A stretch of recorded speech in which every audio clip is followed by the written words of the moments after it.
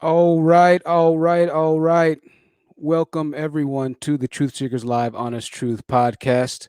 It is good to be back with y'all again. Huge shout out to everybody that's already waiting on the live stream.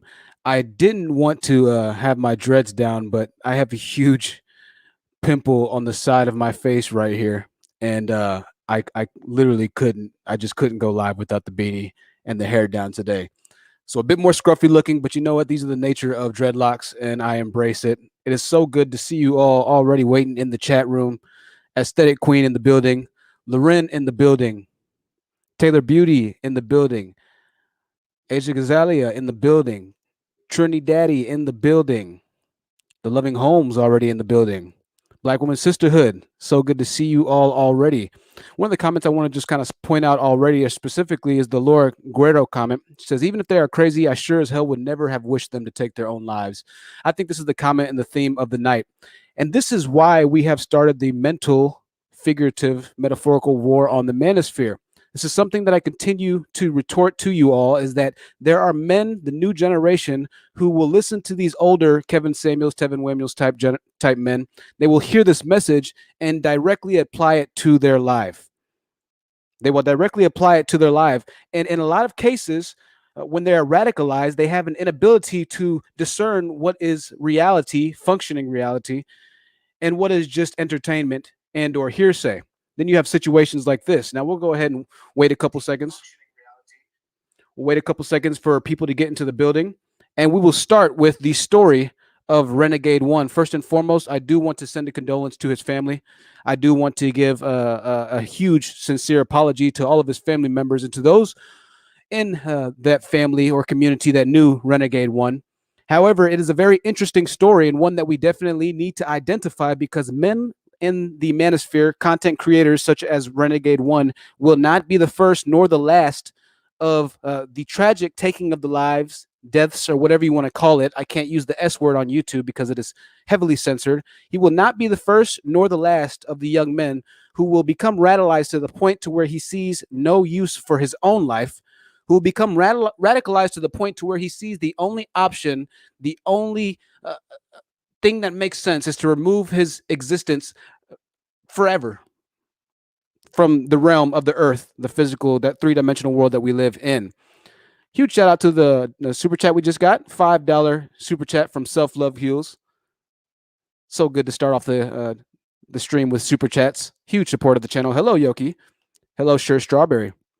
Hello, Lindia. Very sad. This is very sad. We're going to begin with the story. We already have a lot of people in the building, and so we're going to go ahead and get this cranked up. It just says, love the hat. Thank you so much. Yeah, I didn't plan on it, but of course, the entire right side of my face is like just destroyed right now since I cut myself 2 times. Apparently, I thought I cut myself once. I have 2 scabs on my face. I'm doing bad, yo. I'm doing bad. I'm down bad right now, but we're going to continue the show. Let's go on. Hello, Love Wisdom. So, who is Renegade One? Well, Renegade One wasn't actually a Manosphere dedicated content creator. Let's just kind of get that started and out of the way.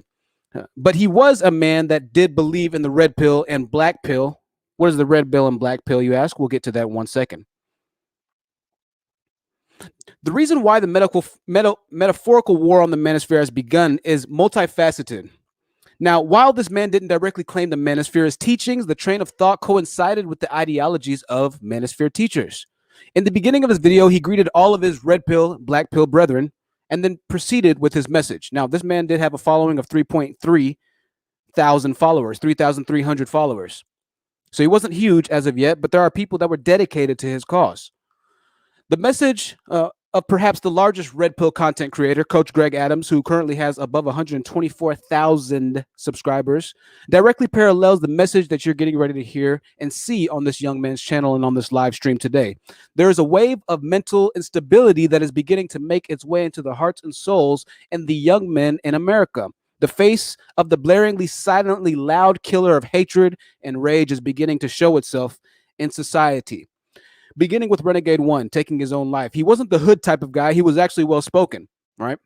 But this kind of parallels to what we've been saying before, which is that in a lot of cases, black women are damned if they do go with the hood, Pookie and Ray Ray. They're damned if they decide to go with the educated lame, such as, and I hate to use the term educated lame, but that's just the easiest way to describe it. The more educated black men because they're not lame by any sense of the word. So let me just take that back. The more educated black man who will watch in Renegade, they're damned if they go both ways, right? At this point, his journey to the end started 3 years ago with his first video titled "Failure is Good." The victim blaming started here. Even though his message did have a few points to take away, it would undoubtedly start the ticking time bomb that would lead to his demise. Let's go ahead and check out the first video that he made 3 years ago. Failure is good. I'm going to go ahead and speed this up so we don't have any copyright issues. I'll have the fair use banner playing as recommended. And let's get into the heart and core of today's message. Once again, huge condolence and apologies to the family. I don't mean to use this in a begrudging way or in a negative way, but I simply want to show just how dangerous the manosphere can be.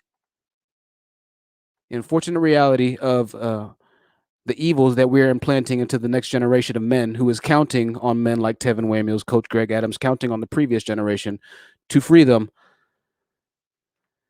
of their heartache and pain. Once again, this is the first video by Renegade One. Today, let's speed it up before we get into this. We're only going to play a few seconds. Don't want to have any copyright issues. Then we'll analyze each video. We have about 5 videos to play. And throughout the stream, we'll kind of see a huge shift that happens in this young man's mind. today we're going to talk about failure. Failure being a growth mechanism instead of a growth enabler mechanism. Okay, so we have a lot of people in life who can't really accept the fact that failure is inevitable. When we go through certain obstacles in life, we got to face it. Failure is good. Now, like I said, there are some things to take away from this first video, but as you will see in this live stream, unfortunately, it was a slippery slope. And what I want you to take away from this video right now is that he's freeing himself of all responsibility to succeed. Essentially, he's chalking up his failures as just, you know, him having an inability to control the destination of the ship that he's the captain on. In this video, it starts the slippery slope of freeing himself once again from all responsibilities, for lack of a better term. All right. So failure is good, but still a couple of good things to take away from this. I do think that failure can have its benefits. Once again, if my girlfriend never left me, if I never failed in a lot of different other aspects of my life, I wouldn't have the minute amount of success that I'm having right now in my life. So he does have some truth here, but this is probably the only video where there is a takeaway truth. So don't be so hard on yourself or so self-critical, because your self-esteem will go down. You'll question yourself. The best thing in life is to remain humble, remain dedicated to whatever you're doing, and continue to grow. All right, let's stop that there. We're going to stop that right there. I don't want to play too much once again. Once again, a lot of good things to take away. Black Women's Sisterhood, $10 super chat. Huge shout out to the donators and contributors to the channel, supporting the cause. Cheers to the anti-manosphere content. Hopefully content like this can save lives. Hopefully. Absolutely. You know, ultimately what we preach on this channel is that you can change the destination or the outcome of your situation with enough hard work. It is not impossible. If you are watching this and you are a black man, it is not impossible for you to change your situation. Do not continue to listen to the hateful, begrudging, admonishingly evil rhetoric of black men in the manosphere. It will lead you to inevitable death, whether actual physical death, mental death, spiritual death. And a huge shout out to Trini with the $1.99 super sticker. It will lead you to your demise. You can call me a panderer. You can call me a simp. You can call me whatever you want to. All right. But the facts are the facts. All right. The facts are the facts. And unfortunately, this was a man who was a follower of these types of messages. We're going to listen to another video from him shortly. Once again, if you just are now joining, you might have to rewind to catch that first video by a couple of minutes. We're not going to do any backtracking. We're going to continue to move forward. There's a lot in this live stream. I didn't prepare as long for it, but there's a lot of content that I did squeeze in these minutes that we will be reflecting on. What we see here is a man who starts to become comfortable in his failures. Rather than fighting to make his way to the top, he begins to justify where he is in life, almost as if he has no control of his destination, like we said. He is acknowledging that he is no longer the captain of his ship. The ship now has a mind of its own. Compound this with the continuous bombardment of mental brainwashing from content creators such as Coach Greg Adams, Tevin Samuels, Donovan Sharp. All of these men collectively have nearly 1 million subscribers and a subscription base on YouTube. That is a very big impact when you start to talk about the collective amount of Black people in capitalistic America. We can see the immediate shift that takes place in Renegade's mind after only a year or two. Now, the next video we're going to watch is once again from Renegade. All right. The next video we're going to watch is from Renegade. This will be played once again very quickly. We're only going to play a few seconds of it, but I want you to notice the stark difference in mindset from a video that happened not even a year after the video that you just got done seeing. I want you to see if you can assess the change in mental fortitude in this young man. All right.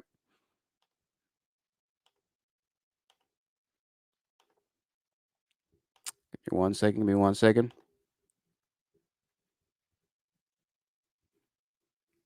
All right, let's blow this up a little bit. Oops. Number one, aka the feminist killer, hashtag Logitorium. Society. So now he's become the feminist killer and hashtag Logitorian. He's built up a little bit of steam on his channel, and he now dubs himself the feminist killer. Okay. As you guys already know, does not like virtuous men. And that's the first thing. So society does not like virtuous men. Somehow he's come to the realization and the acknowledgement that by being a virtuous man in society, you are not accepted nor wanted. Obviously, we know that this is not the truth. Virtuous men, by and large, have little problems in society. When you're a virtuous man, you don't go to jail. When you're a virtuous man, you do right by others. When you're a virtuous man, you are a loving person, you're a caring person, and a more kind person. Virtuous people are needed in society. If we did not have virtues or laws or morality, society would be in mayhem, right?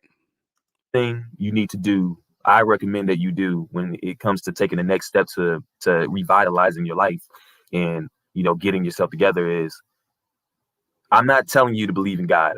If you believe in God, you believe in God. I'm not telling you to believe in God. Like I told you a couple weeks ago, you can still have a system that measures, you know, what to do and what not to do without believing in something.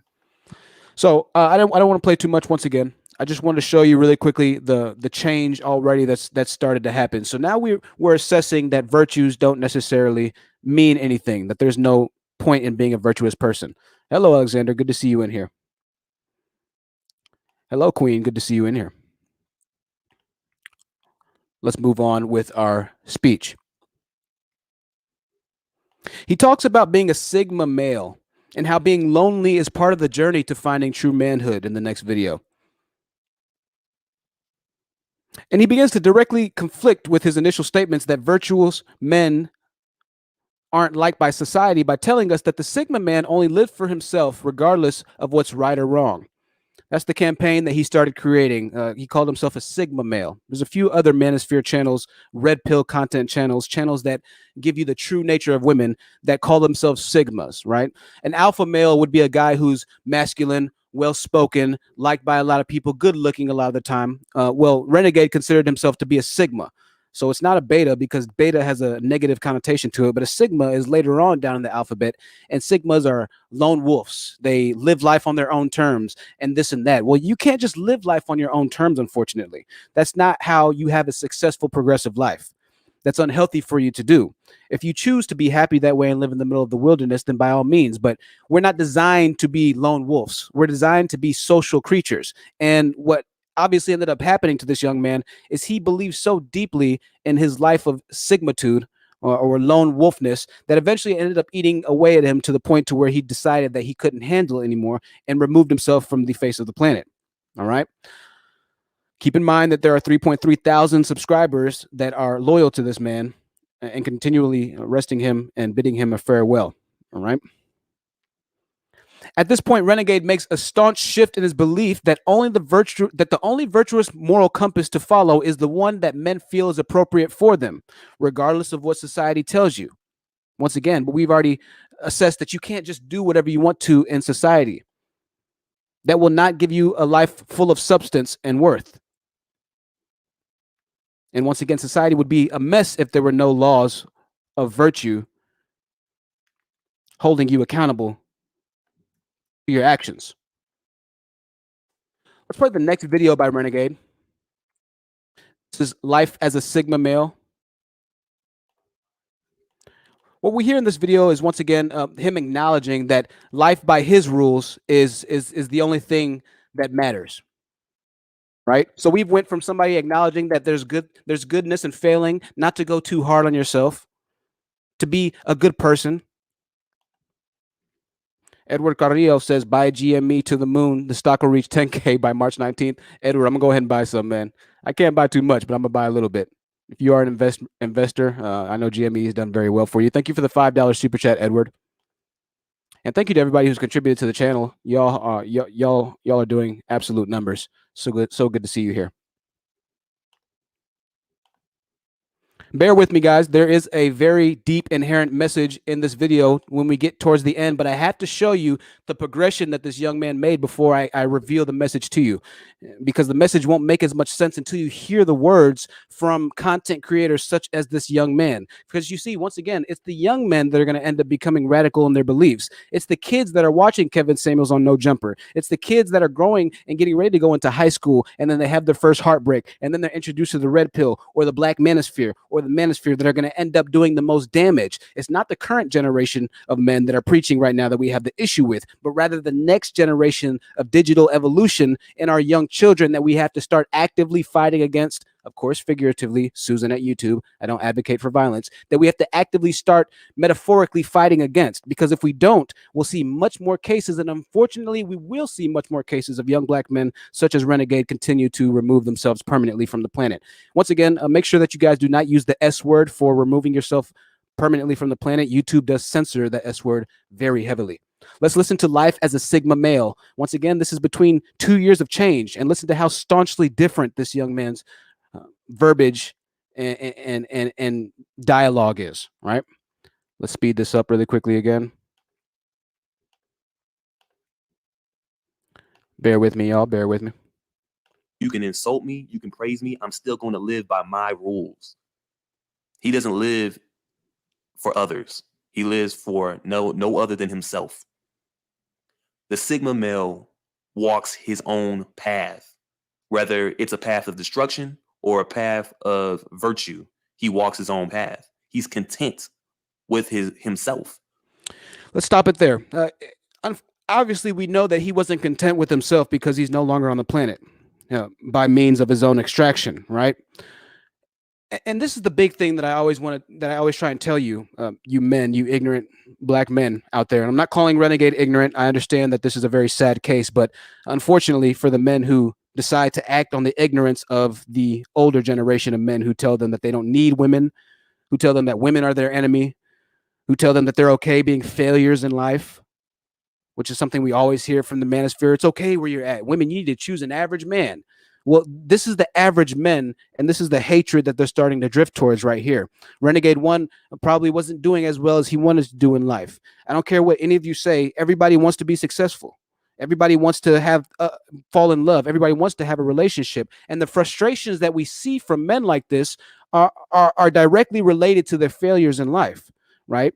But rather than grabbing life by the horn of the bull and wrangling it down and doing everything you can to stay on top of the bull for 8 seconds, men are starting to throw their hands up and acknowledge that, you know what, I'm never going to be anything. And once you start to begin rolling down that mountain of despair, it's hard to stop yourself, right? And so this is what happened to this young man. You're constantly bombarded with this rhetoric that women are evil, that white man's out to get you. You're fine being average where you are. Women should want to be submissive to you just because you're a man. And you start to internalize this, and you start to radicalize this and normalize this thought process of hatred, evilness, narcissistic beliefs inside of your heart until it eats away so much at you that you become an angry fireball of rage, essentially, that society can't do anything with. You can't live a normal life. You can't have friends. You can't go out and enjoy the sun or a normal day like most people can, because you're so tied up into radicalism. Your heart is so misconstrued. Your soul is so far dark that you can't go back to the light. All right. So this is why I fight so hard. You can call me a panderer once again, all you want to. But making your own life better, if that makes me a panderer, then by all means, call me a panderer. You can continue to be angry and living your life full of disdain. I choose not to do that on this channel. If you listen to these words of life I give you, then your life will become better. I guarantee it. We'll play a little bit more and then we'll end this. We'll continue to our talking points. The Sigma male is comfortable with solitude, unlike most people who tend to seek validation from others or socializing from others. The Sigma male doesn't care. He's indifferent. He doesn't try to fit in.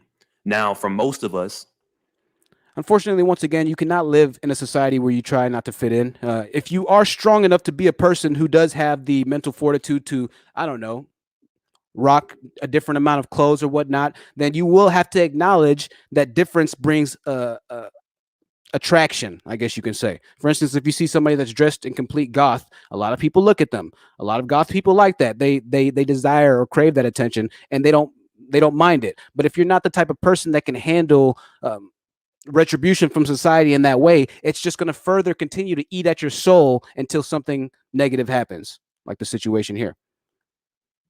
Edward, thank you for the $5 super chats. Don't be average by GME. Become above average. Definitely, man. Thank you. Thank you so much. Asia Gazelia has a YouTube channel here. Let me get the links for you really quickly. Asia Gazalia's channel. She is a fellow content creator. I heard something on her channel on Instagram, rather, that really blew me away, and it was just hilarious to hear. It was admittedly, and I don't want to give too much of it away, but I will drop her channel links in the description below. And Asia, forgive me if I kind of go beyond my bounds here. But she was having a conversation on live with a black man, and I guess the conversation somehow drifted towards, and maybe Asia can hop on the live panel and describe this. She was having a conversation with why a man became a part of the Manosphere, and this guy literally just said, "Well, my ex cheated on me with the guy that was shorter than me, and so that's why I'm a part of the Manosphere now, right?" And so now all of a sudden, his entire life is in a disarray. He's consuming hateful rhetoric because of one bad thing that's happened to him, right? Unfortunately, that's not the solution to your problems, just as you'll continue to find out later on in this stream. This is the link to Asia's channel. Make sure you check it out. The Loving Home says, I enjoy solitude, but it becomes I'm an introvert. Yeah, definitely. Solitude can be great, right? Solitude is great if you're the type of person that enjoys your peace and quiet. Hey, I love solitude too. I love having my own space. I enjoy that. But if you're not a type of person that can still remain healthy mentally, if you're not a type of person that can still set limits on the extremes that you might wander into mentally, physically, and spiritually, if you're an unbalanced person, then solitude can further extend or distend your amount of suffering, right? And so it still does take a certain level of mental fortitude to be able to enjoy a life of solidarity, which this young man thought that he wanted, but at the end, he truly didn't want to be alone. What he really wanted was to be in a successful, loving relationship and in a good place in life, right? Like everybody else does. We'll continue in 1 second with the rest of the presentation. Edward Carrillo says, no problem, chat. Hedge funds are pooping themselves since retail is holding the line. Hedge funds have shorted more shares than exist. Awesome information there, Eduardo. Thank you so much for all the super chats, man. Azize says, right, host. I follow that logic solid. Jose Juarez says, I've been alone for pretty much my whole life, but at least I can converse with as many people, including women, as I can. Right. This is something that doesn't happen a lot in the manosphere, right? These men end up leaving women alone, i.e. MGTOW, men going their own way, which I chalk up as part of the manosphere. But in turn, they don't have the ability to still rationalize and have normal conversations with people, right? They're talking to women as if they're the enemy. Right. And over time, if you continue to roll that snowball down the mountain, once again, it gets to a point to where the snowball becomes too big for you to stop anymore.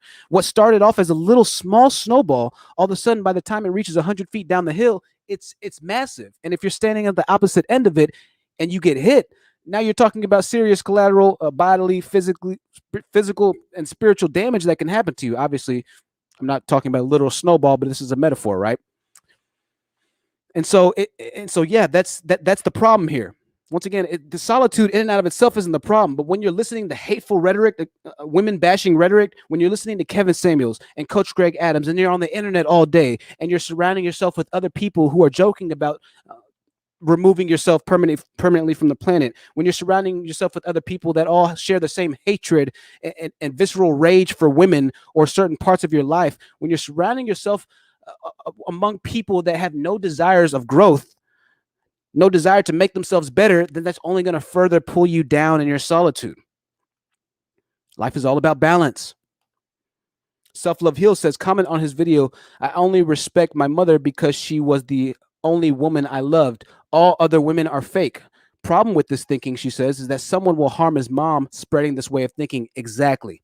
That's something that I'll never understand the manosphere, the black manosphere, can ever tolerate or acknowledge, or fail to acknowledge. They choose not to acknowledge that the words that Kevin Samuel says can harm them or their loved ones.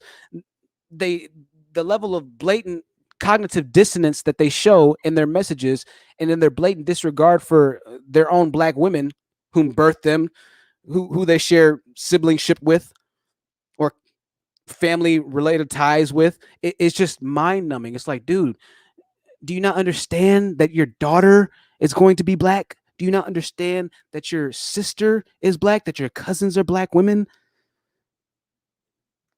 Like, come on, man. It's okay, though. It's okay. Thank you, Nadine Appleby, for the $25 super chat. Y'all are lighting it up today. Absolutely incredible. And thank you so much for the donations.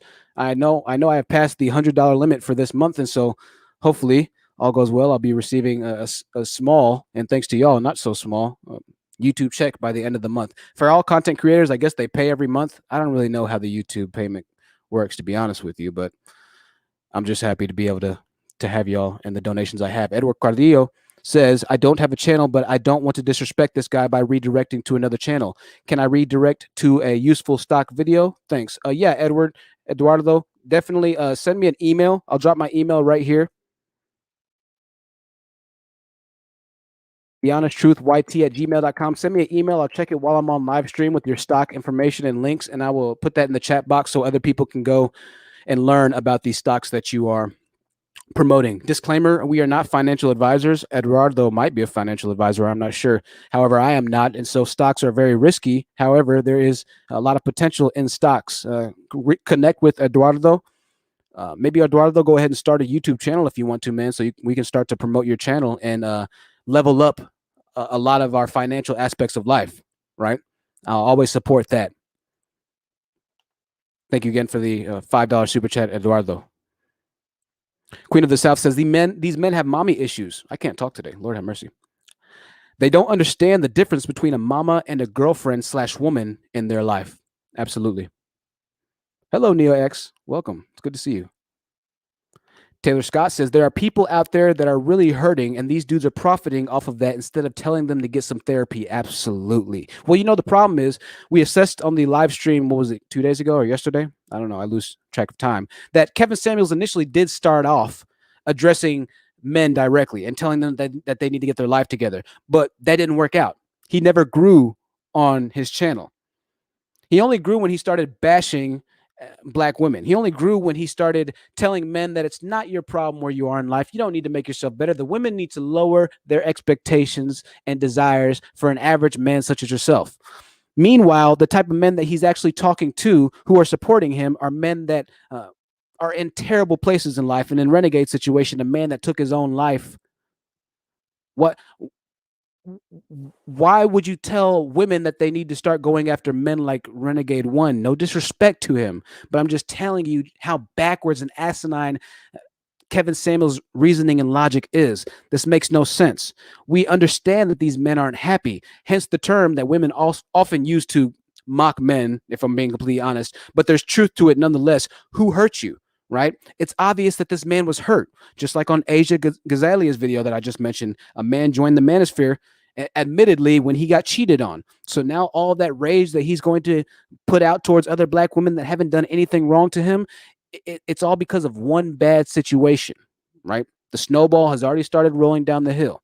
There's no healthy semblance of balance in that man's life. to where now he's fully consumed with rage because of one situation and one circumstance. So now he's in a far worse place versus him just saying, okay, you know what? Let me just go ahead and get it together. It sucks. Guess what, guys? Life happens. You're going to get hurt, right? It's just a part of life. It's going to hurt, but you're going to make it, man. You're going to make it. Versus just saying that to himself, he decided to go head over heels into the deep end, right? Just like Renegade One did. If you're going to go head over heels into the deep end, you need to go into something that's going to prosper or benefit your life, not something that's only going to push and make you angrier and keep you in the same place in life. They can say as much as they want that they're speaking the truth, but at the end of the day, they know, we know that they don't want to be alone in life. They know, we know that they want the Instagram bad model woman. They know, we know that they want a good girl, even if she's not an Instagram bad model woman to spend their lives with. We know that. We know you want girls. How do we know this? OnlyFans is taking off since the pandemic started. OnlyFans is taking off since its introduction. Guys are willing to pay just to have women message them over the internet. Men want women. To tell yourself any different is only lying to yourself, man. Unless you're a homosexual man, which in that case, that's fine. We're just talking about the heterosexual men in this case, right? Men want women. Stop lying to yourself. You're only doing yourself harm. Love Wisdom said, sad state of affairs. Sure, Strawberry says half of these women's spaces is just as toxic. I'm not sure about all the women's spaces, to be completely honest with you. I obviously have heard some toxicity in women's spaces, but moreover, the bigger thing about women is that women stick together, right? Women stick together and they will use their words to uplift themselves or level up or secure the bag. And so everything that women do, even if it is toxic against black men, is to enlighten or level up women. That's the one thing about women's spaces that I can say. Even if it's coming from a toxic perspective, it is to benefit women and the sisterhood. Women stick together. Okay, make no mistake about it. Feminine, weave, and single mother says profiting from their pain. Absolutely. Hello, Coriander Yander. It's good to see you in here. I was watching your stream earlier. I felt bad because I'd be live at the same time you were. I was like, oh, dang it. I didn't know that she was going to go live. Book of Rhymes says, toxic culture. Let's change. I Am Verbal says, man, I feel like I brought all my peeps over here. Thank you so much, I Am Verbal. Let me drop your links really quickly. Make sure you subscribe to I Am Verbal's YouTube channel. Verbal, I think I have you in the comment section as well as the featured content creators. Tell you what, y'all. I will honestly say the best class I ever took in high school was typing class, keyboarding class. That is the best high school class I ever took. They used to put a box over the keyboard to where you couldn't see. I used to hate that. I absolutely love the fact that I can type now. Edward Carrillo says, also, this is not financial advice. Absolutely. Thank you, Edward, for another $5 super chat. Yet another one. Wonder Woman 9G says, preach, spot on with your breakdown of the way Kevin appeals to men who are not high value. Absolutely. He's doing the ultimate destruction to them. They don't see that yet until they're completely back against the wall and they have nowhere left in life to move other than further downward. And then when they reach rock bottom, still the beliefs, the rhetoric, the advice that they're being given or lack thereof does absolutely nothing to uplift them and to promote onward trajectory. Absolutely nothing whatsoever.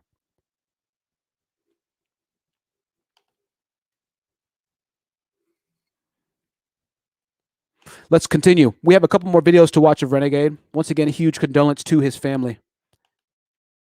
It is a terrible situation to happen, but why we must continue the onslaught in our metaphorical war against the Manosphere. Why this is needed. Lives are literally on the line right now. Literally.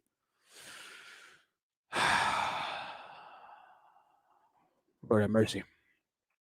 All right, I'm loading up the next video. This next video is actually the same video that we just watched, but we're going to fast forward a little bit into it. At the 5-minute mark, we can see this victim mentality and just how damaging it was to this young man. Just how much it truly set him back. by hearing that he's not the problem, by hearing that the women are the problem, by hearing that he's doing great in life and that he doesn't need to fix anything, and all the lies that the generation of men who they're looking up to tell them. This will be short once again.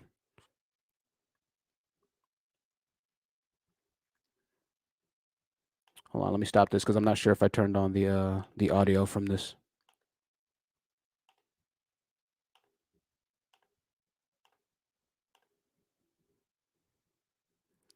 All right. For enjoying his own company, opposed to always craving other people or always wanting to be in the limelight, like a bunch of these men. The Sigma male doesn't seek attention, doesn't seek affection, doesn't seek to be accepted. Like I've told you before, accept your unacceptance, accept your flaws. When you were a little kid, you were shamed and you were insecure about yourself because people made you feel that way. You allowed people to live in your head and tell you that you're a failure to society because you're not like us. You're not like them. You're not another copy of society. We'll stop it there. Yes, you must accept what you can't do well in life, but the purpose of accepting that is to then go on to change it, not to just forever accept that you're failing in life. You can't just accept failure and continue to accept failure because you're always going to be a failure. Okay, you must grow. You must grow forward. The first step, yes, is acceptance, but it's not just acceptance and okay, I'm failed. I'm not going to be successful. That's not healthy. You're not going to get anywhere in America with that type of thinking. Okay, let's move on. What Renegade One's belief system consisted of was one of the black pill, right? It's similar to the red pill, but what I call nihilism, or what's known as nihilism, the belief that no matter what one does, doom will continue to fixate its desolate stare in one's face. So no matter what you do, you're never going to be enough, right? No matter what you do, you should still have submission. No matter what you do, it's you're going to fail, and they're not going to respect you because it doesn't matter what you do, right? It's just this weird nihilistic belief that no matter what you do, you're not going to be good enough. Very unhealthy, very unhealthy. It's not going to do anything for you, which obviously we see. There's a popular channel named Face and LMS. Some of you might know this channel. Face and LMS, which stands for Look Money Status, it's an acronym, is another black pill content creator who has a following of over 50,000. Actually, I was just checking his channel today. It's over 40,000. So 40,000 subscribers. One common theme of jokes that they share on the channel is a phrase. It's a disturbing phrase, but I have to say it here, which can be seen within the comment section at any given time during a live stream. The phrase is, and I quote, "There is no hope, only rope," which is an allusion to removing yourself permanently from the planet, the S word. Or, "Don't cope, just rope." And whilst at times they use it as comic relief to escape their fruitless and unpredictable productive lives, it is yet another stark reminder that mental health is waning in these types of spaces, and that there may be a cry for help in hieroglyphic or hieroglyphic format. Yo, I cannot talk today. I'm so sorry, y'all. Even today, Face and LMS was on a live stream for the first time in weeks, and this man literally said this. He has 40,000 subscribers, and this is the first thing that he opened on his channel saying. He says, "Hey guys, I'm not sure how much longer this channel will be up because I'm not feeling well. I feel like I'm approaching my end." This is what this content creator said. He's a black pill believer, red pill believer, right? A believer in nihilism, a believer that no matter what you do in life, it'll never be enough. If you want to check this out for yourself, go to his channel. It's called Face and LMS. Face and LMS, Looks Money Status. Whether or not he's serious, I don't know. But do his 40,000 followers have the ability to discern whether or not he's serious or joking? Well, obviously, men like Renegade One don't have that discernibility. They don't have that level of intellect to figure out what's real, what's fantastical, or what's actual reality, right? This is what the Manosphere is leading to, normalizing the idea of taking one's life, of accepting defeat, of accepting where you are, being average. $40,000 is enough to make in life. She's going to have a job too. 70% of women work, and so I still want submission from you. I'm not going to be able to provide for you because I'm just going to be average, and I'll never be able to do anything else in life. You're starting to hinder your own growth. Now, some of you are going to be asking, well, Kevin doesn't tell his followers to take their lives. He doesn't tell them to remove themselves from the planet. Well, here's what I have to say to this. If any of you are fans of Star Wars, I want you to listen to this. The great Master Yoda said these wise words: fear is the path to the dark side. Fear leads to anger. Anger leads to hate. And then hatred leads to suffering. Some of you men are so scared of admitting that your problems in life. So some of you men are so scared of admitting that you haven't done anything in life. Some of you men are so scared of admitting that you need to work on yourselves that you let that fear turn into anger. You let the inability, so you think, to progress in life turn into anger and resentment against women, right? Now, once you start to become angry and consume women bashing rhetoric, listening to men like Coach Greg Adams, Dr. Red Pill, or whatever his name is, Kevin Samuels, Donovan Sharp, once you start to fester that anger inside of your heart, then you start to suffer in that anger. All right? The next step. That anger festers into hatred of women, and that hatred will cause you to live a life of suffering and loneliness. And in this case, a young man taking his own life. Keep harboring that hatred in your heart, and you will truly die alone. I guarantee it. You keep harboring that hatred in your heart towards women. You keep that slave owner mentality over black women as a black man, and you will die alone. I am more than confident Kevin Samuels most likely will die alone. I am more than confident 98% of Kevin Samuels' followers will most likely die alone. I am more than confident that Coach Greg Adams, yes, he does have a mixture of both white, Mexican, non-black people. I completely agree.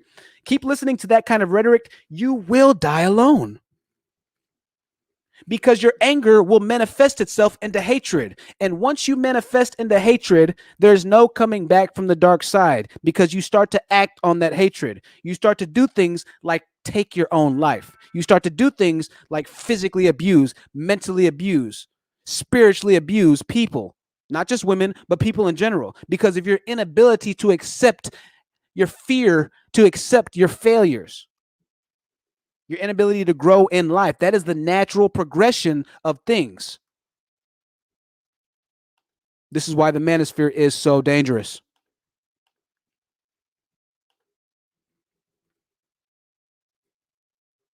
Both figuratively and literally, you will die alone. I cannot talk today. I'm so sorry, y'all. I cannot talk. I'm mumbling and stumbling over all of these words. I haven't drank an ounce of alcohol or liquor, just in case you're wondering. Nobody wants to be with a depressing, hateful person. You can have all the money in the world, Kevin Samuels, but if you are corrupt at your core, if your essence of being is filthy, you can have a wife, children, all the cars, all the luxury boots. You can be a high-earning man. You will die alone and be alone in your final moments. Keep listening to these men. The same thing that happened to this young man will eventually happen to you. In your final hours of consciousness, you will be alone. Is that the existence that you want? Is that the life that you want for yourself?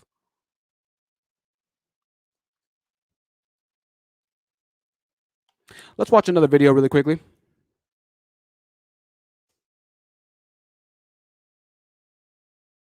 This video was made against women. Once again, if you're just now joining, you will miss the progression of mentality or mental growth or lack thereof of this young man. You will miss a big part of this message, where a young man started off somewhat mentally balanced in his perspection outlook of life. Oh my God. But eventually went off the rails, right?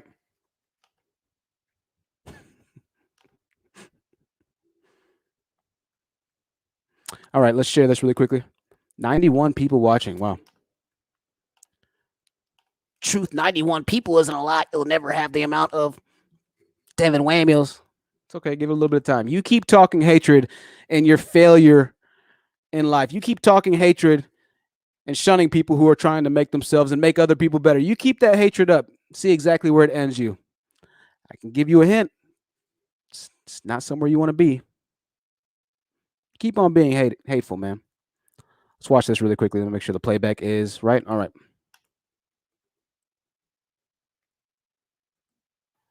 I'm gonna keep making videos that are a representation of the truth. I don't give a fuck about any of you guys who got something to say about it. I don't value nobody's opinion. I'm going to keep doing what I want. I don't value nobody's opinion. You can keep it up. You can keep hating me all you want to. You can keep deciding that your opinion is more valuable than my truth. Now, the truth is, the word truth is somewhat of a, obviously, it depends on your outlook and who you are. So one person's truth is another person's lie, right? But I can tell you that on this channel, I'm going to tell you the truth. Whether it's about me or about anybody else, I'm going to tell you the truth. All right? Now, if this young man's truth was so substantial, he would still be here today. But he's not. Okay? If what this young man was saying was truly beneficial to life, he would still be here today. But it's not. You see, this young man's truth, as truthful as it might have seemed to him, eventually ended up being his demise. Okay? And so, if you choose not to accept my truth, then that's fine. You can accept whatever truth that you decide or discern as the truth. But there is only one truth. All right? There's only one way. Making yourself a better person in all aspects is the only way that you will continue to grow, continue to be a happy person, continue to be a balanced person. You spreading hate, no matter how truthful you think this hate is, will only further pull you down to rock bottom. Hatred begets destruction, i.e., the icon on this video. Love is the only way, my friend. Hatred will get you nowhere. Sid said, "This is sad. When did this happen?" I think 2 days ago, one of the subscribers on his channel got a call from his brother claiming that this actually did happen, that he actually did go through with this. AP Bunny says the book How to Win Friends and Influence People should be required reading in high school. I have to check out that book. Black Women Sisterhood says, notice how they're the enforcers of truth. They claim to have this hidden holy grail of truth. Right. They claim to have the fountain of youth. They claim to know the way, the truth, and the light. But you see, it's not all his fault, because once again, him starting off in this sphere, being encouraged by men like Coach Greg Adams, like Tevin Wamuels, right? Like Dr. Red Pill, whatever his name is. I don't know what this dude's name is. It only furthers, continues to distend the true nature of the truth. It gives them the irrational thinking of, yeah, you know what? It's okay that I'm different, that I'm a failure. It's okay that I don't live up to society's standards and norms. Well, unfortunately, you're living in society. You're not living in the middle of Antarctica. So you will have to play the game at some point or another. That's just how life goes.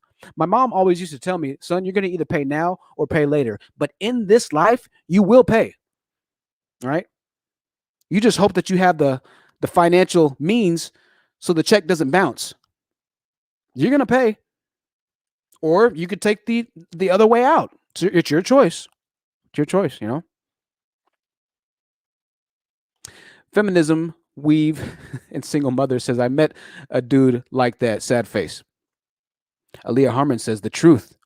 Maya says, and he was young too, 24, I think. Yeah, that's what we've been saying. It's not the older men that you have to worry about now. It is the men who are in your peer group who will do most of the damage. I have to stop that video there because there is some language that will ping the age restriction, which I don't want to do on this channel or on this particular live. Renegade eventually becomes the man that accepts that his will to do whatever he wants, irregardless of the norms and standards that society has been functioning successfully on for millenniums. His will is the ultimate truth.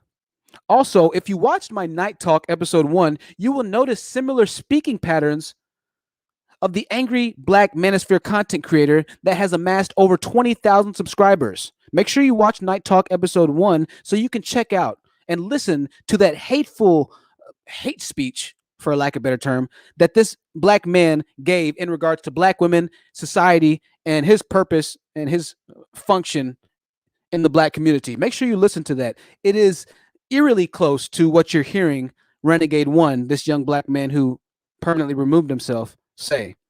There are parallel in their thought process, right? Make sure you listen to Night Talk episode 1. Also, by the way, hopefully this video isn't lagging. I'm seeing that I'm having a slow internet connection. I will be dropping Night Talk episode 2 after this live stream. Night Talk episode 2 will be dropped after this live stream. Make sure you watch Night Talk in a dark setting. It's meant to create an eerie environment and atmosphere, and it is truly something that is a treat to watch at night in the dark.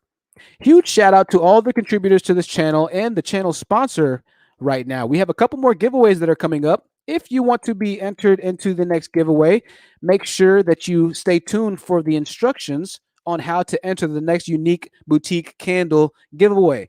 My candle right now has been burning like there is no tomorrow.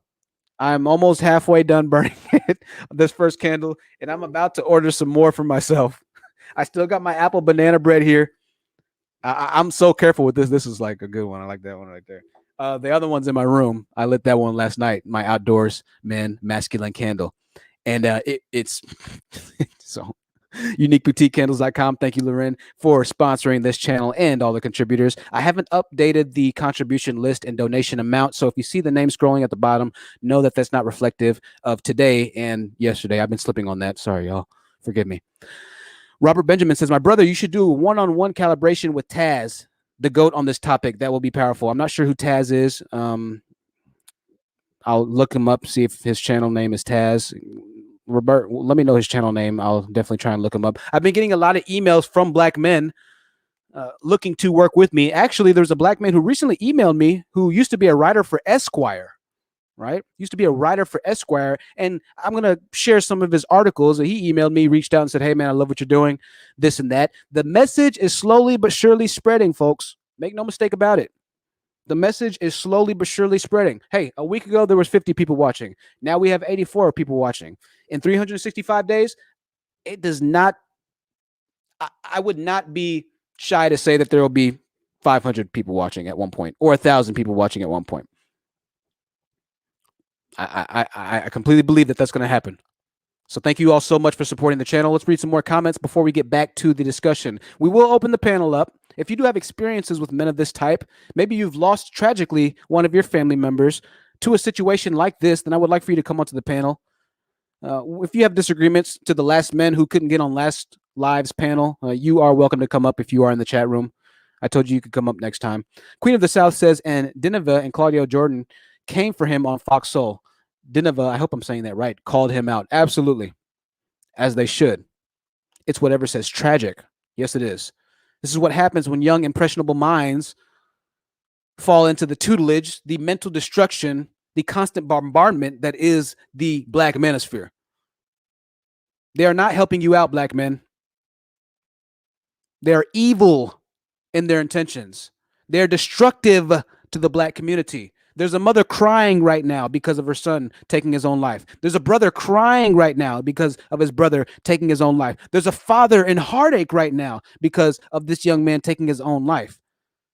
But that can't happen unless the community starts to tell this man that, you know what, you're right in the way you think.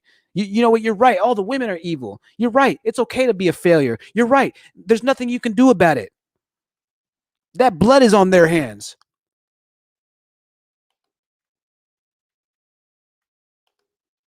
VB2000 says internally they are all damaged. Absolutely.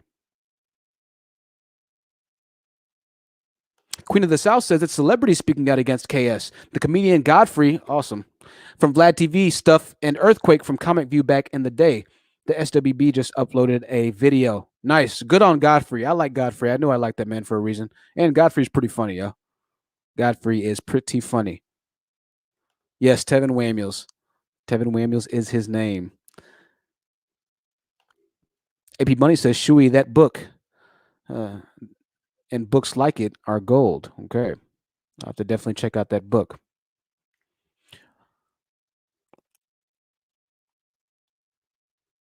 Dion King says this breaks my heart. Dion, a huge supporter of the channel for a long time.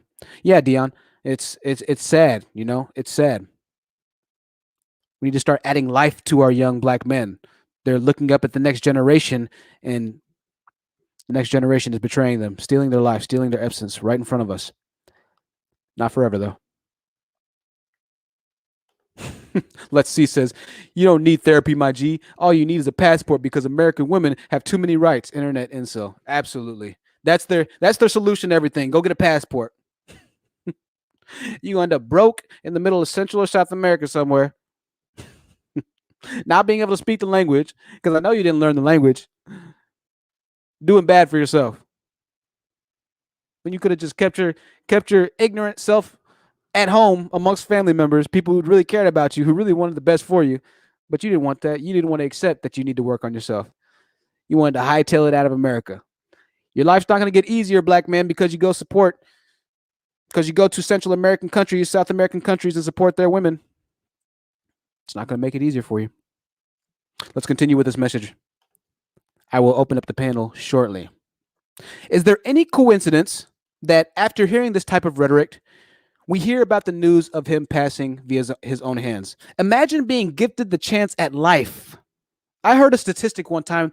It said something that along the lines of, it's so, you being born and existing right now on this earth, the odds are so vastly wild that you exist right now, that you were birthed. It's something like 1 in 300 billion or 300 trillion, something ridiculous like that. You just being on the panel, watching my video, walking around out there, doing whatever you're doing, the odds of you being born, the odds of that sperm cell reaching that egg cell and producing you at this moment of time are so unbelievably, astoundingly, wildly, largely huge that to take your own life is a blatant spit in the face of God, the creator, your mother, your father, your family. To take and remove your own self from the earth, from this realm permanently, is such a deep in despair idea, for the simple fact that you being here was an utter miracle.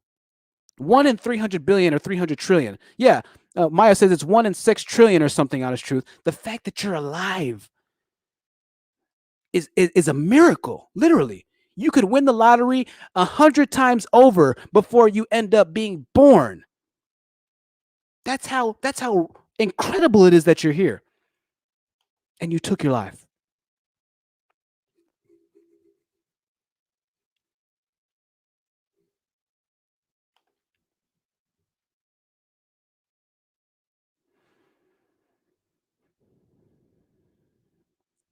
This is why women say, "Who hurt you?"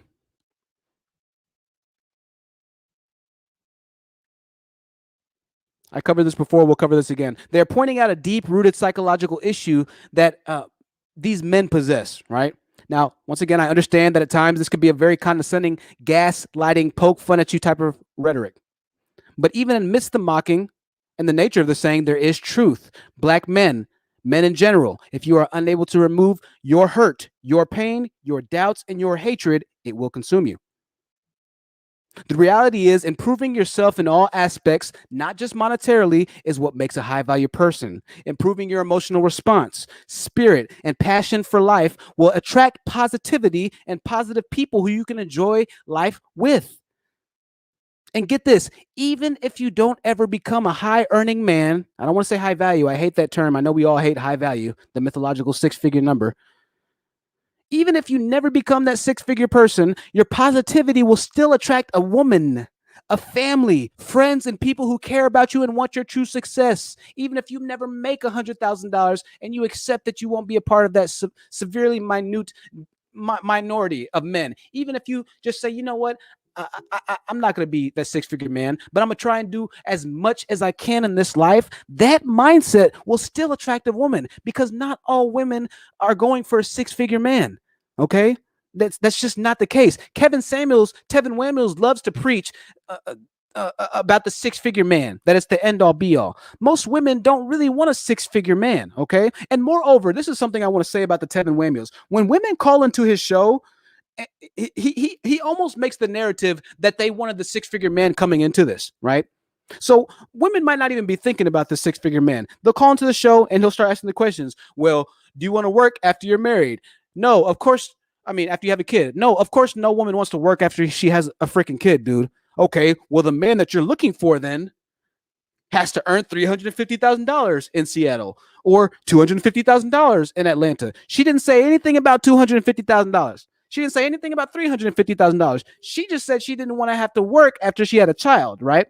But he plays into the narrative that you need to stop wanting the man that makes $250,000. She never said that. All she said was she didn't want to work after she had a kid. Men who make $70,000 can still provide for a woman to stay at home for X amount of time as long as he is financially responsible. As long as he has fiduciary responsibility, she doesn't have to go back to work. As long as his job provides insurance benefits for that woman, $65,000, $70,000, it's very doable. She doesn't have to go back to work. But when you call into Tevin Wamiel's show, he makes it sound and seem like that woman called in wanting that six-figure man, when that's just not the case.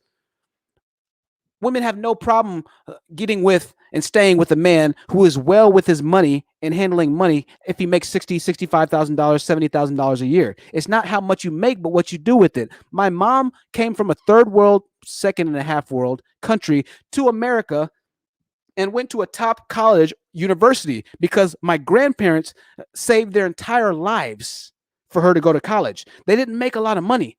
My mom's from Central America, okay? They didn't make a lot of money at all. But my mom finally got the good education, and now she does very well for herself, right? It's not how much you make, but it's the mindset of the man.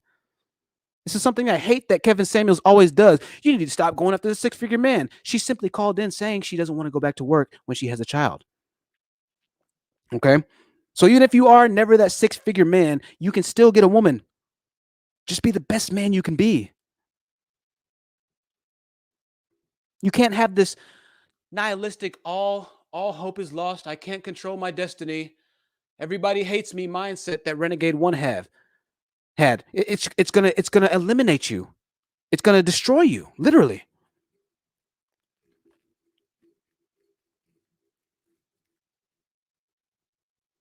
Let's read a couple comments really quickly. Another $5 super chat.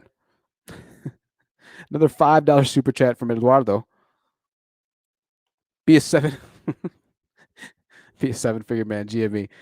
Eduardo, I'm gonna get right behind you, brother. Pause. I'm gonna get right behind you though. I'm trying to be the seven-figure man. I'm trying to be 8, 9-figure man. I'm just trying to be the best man I can be, even if I never make the seven figures. There's nothing wrong with shooting for the moon, landing on a star. You know. Hopeless and despair when it keeps getting fed, especially through specific content, would not be shaken and unfortunately will lead to horrific events. Absolutely. That's exactly what happened to this young man. Oh, Self Love Heals got her candles. Nice. She says, smells so good. Awesome. Self Love Heals got her candles. Happy for you. Happy for you, Self Love Heals. Alexander Brandon said, this is sad. Absolutely. Very tragic. Trinity Daddy says, there's a need for an open communication. Other cultures can work with each other. I think it's an opportunity for improvement on both sides. Kira says, we really don't. I want my man to be with me on vacation, not in the boardroom all day. And yeah, Kira, we had a live panel, I think it was 2 days ago, right? Our last live stream. Black women have set the bar so low for black men. We were speaking comically about this. Black women, the black woman, I think JD Bailey said, listen, we just don't want you to be in jail and we will consider taking you in. Have a job and be in jail. They're not trying to all go for this six-figure man, but it's a manipulative conversation that happens when they're put on Kevin Samuel's show. And the next thing you know, all the black men are saying, see, she wants a six-figure man. See, all these black women want a six-figure man. Well, of course, everybody wants to be the best that they can be and have the most money in life. Just like you, my black brethren, want a Lamborghini.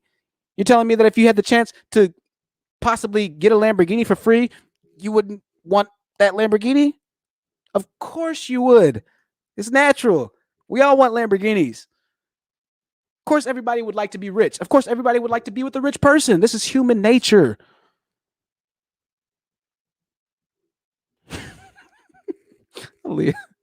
Elia said the bar is in hell. Y'all are ridiculous. That is hilarious. JD Bailey says a man in a small or medium-sized city that makes 70K and takes care of a wife who doesn't want to go back to work right away or at all. Yeah, a man who makes 70K in a small city or medium-sized city can do very well for himself. Feminism, weave, and single mother says the bar's in Middle Earth. Absolutely. And found that funny. Middle Earth, that reminds me of Lord of the Rings. I'm a huge Lord of the Rings fan. Fantasy, I love fantasy movies. I love it, man.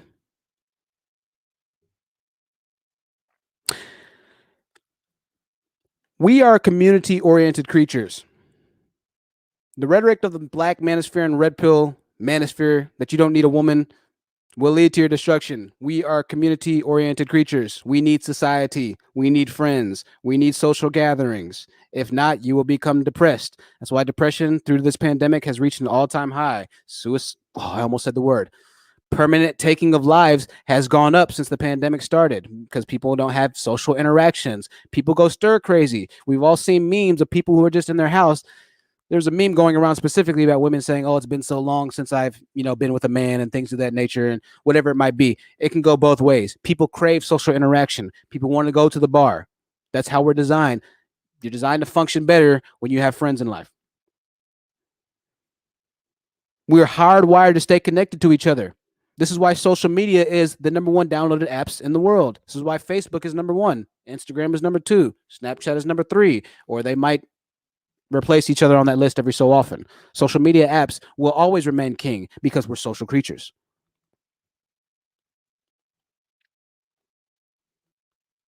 You are directly going against your biological evolution by being a MGTOW, a black pill, lifelong bachelor, red pill, manosphere man, whatever it might be. You're going against thousands of years of evolution. If your forefathers were manosphere men, were black pillars, red pillars, and saw women as the enemy, you would not exist today. You want to be lonely? Be my guest. If you think that taking one's life is a solution, then you would be gravely mistaken. Loneliness brings upon depression. There are scientific studies to prove that. We're not going to play statistics because all of the black males who are differential equations and statistic majors in college will comment, "Oh, see, he's bringing up stats again, but he doesn't like to use our stats." So let's stay away from the statistics for now. You see, the manosphere is a place of darkness, and within darkness, there can be no light. Light is responsible for life. Without the sun, there is no life. Without ultraviolet rays, there are no plants. We can't get vitamin D synthesized in our skin without the sun. Both of these are directly responsible for bringing us sustenance, energy, provisions, and necessary nutrients needed to continue living.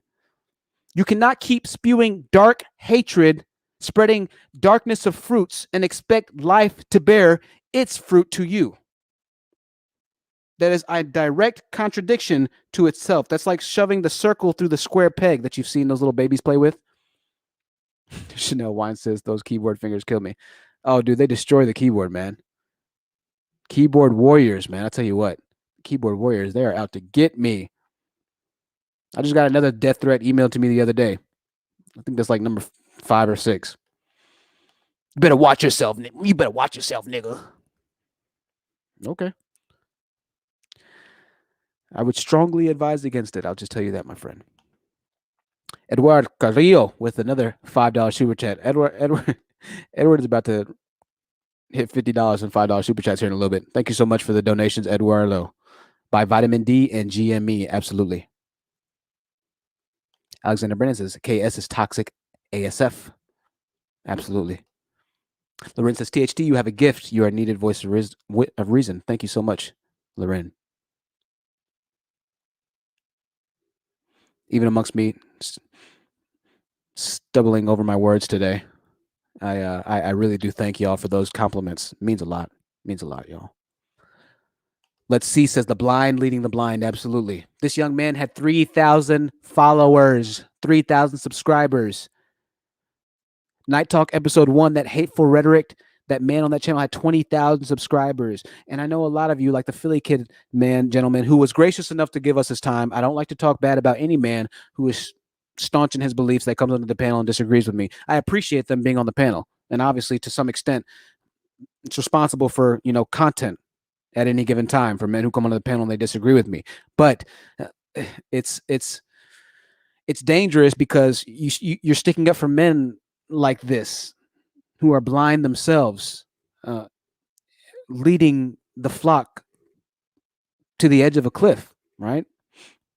And once they're at the edge of the cliff, the movement is so powerful, the momentum is so forceful that once you try to stop and you're on the edge of the cliff and you're saying, wait, hold on, I was wrong, hold on a second, wait, slow down. By that time, the momentum leads you off. That's why I say it's so dangerous for these content creators to be spewing the hate that they're spewing, because in a little bit it's going to be too late for them, and they're going to have to rest in their own beds that they made for themselves. They're going to start to feel the negative recourse, and they're going to be responsible for the negative actions. They're going to start to dement their own lives. Blind leading the blind. Eduardo says, all right, fam, I am out. See you at 10K. I will be back. Thank you so much, Eduardo. Once again, email me those links to financial investing. I will definitely put them up here so we all can start to level up. Nia X says she's not going to buy GME. Okay, Nia.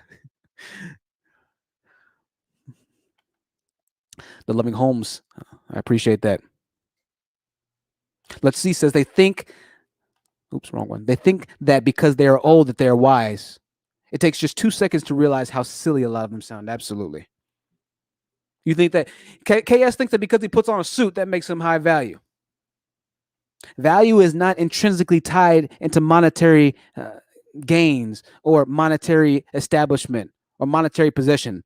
Value is a word used to describe a large amount of things. Okay, it's a robust word, right? It's not just you have $20,000 worth of designer boots.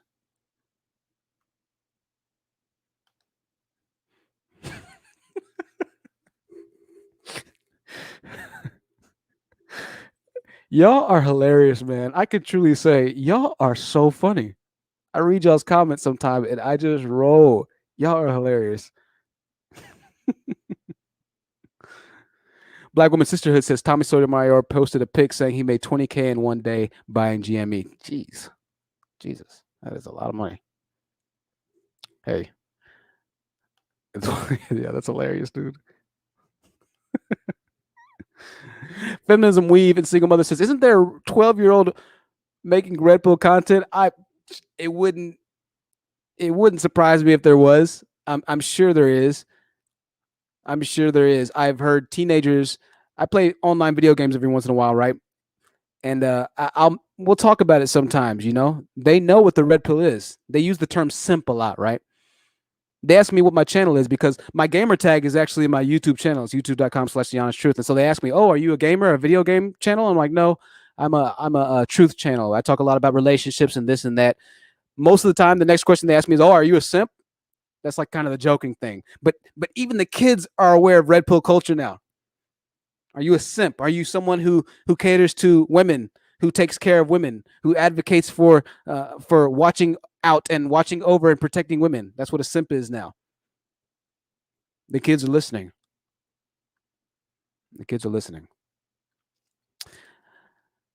GME is GameStop stock. That's the GameStop ticker, GME. I believe it's GameStop. Let me look it up real quick before I give you all false information. We'll get back to the discussion here in a little bit. Yeah, it's GameStop Corp. GameStop recently, a lot of people, a lot of teenagers, a lot of people on a stock forum called Reddit, which I think it's I forget the name of the actual subreddit.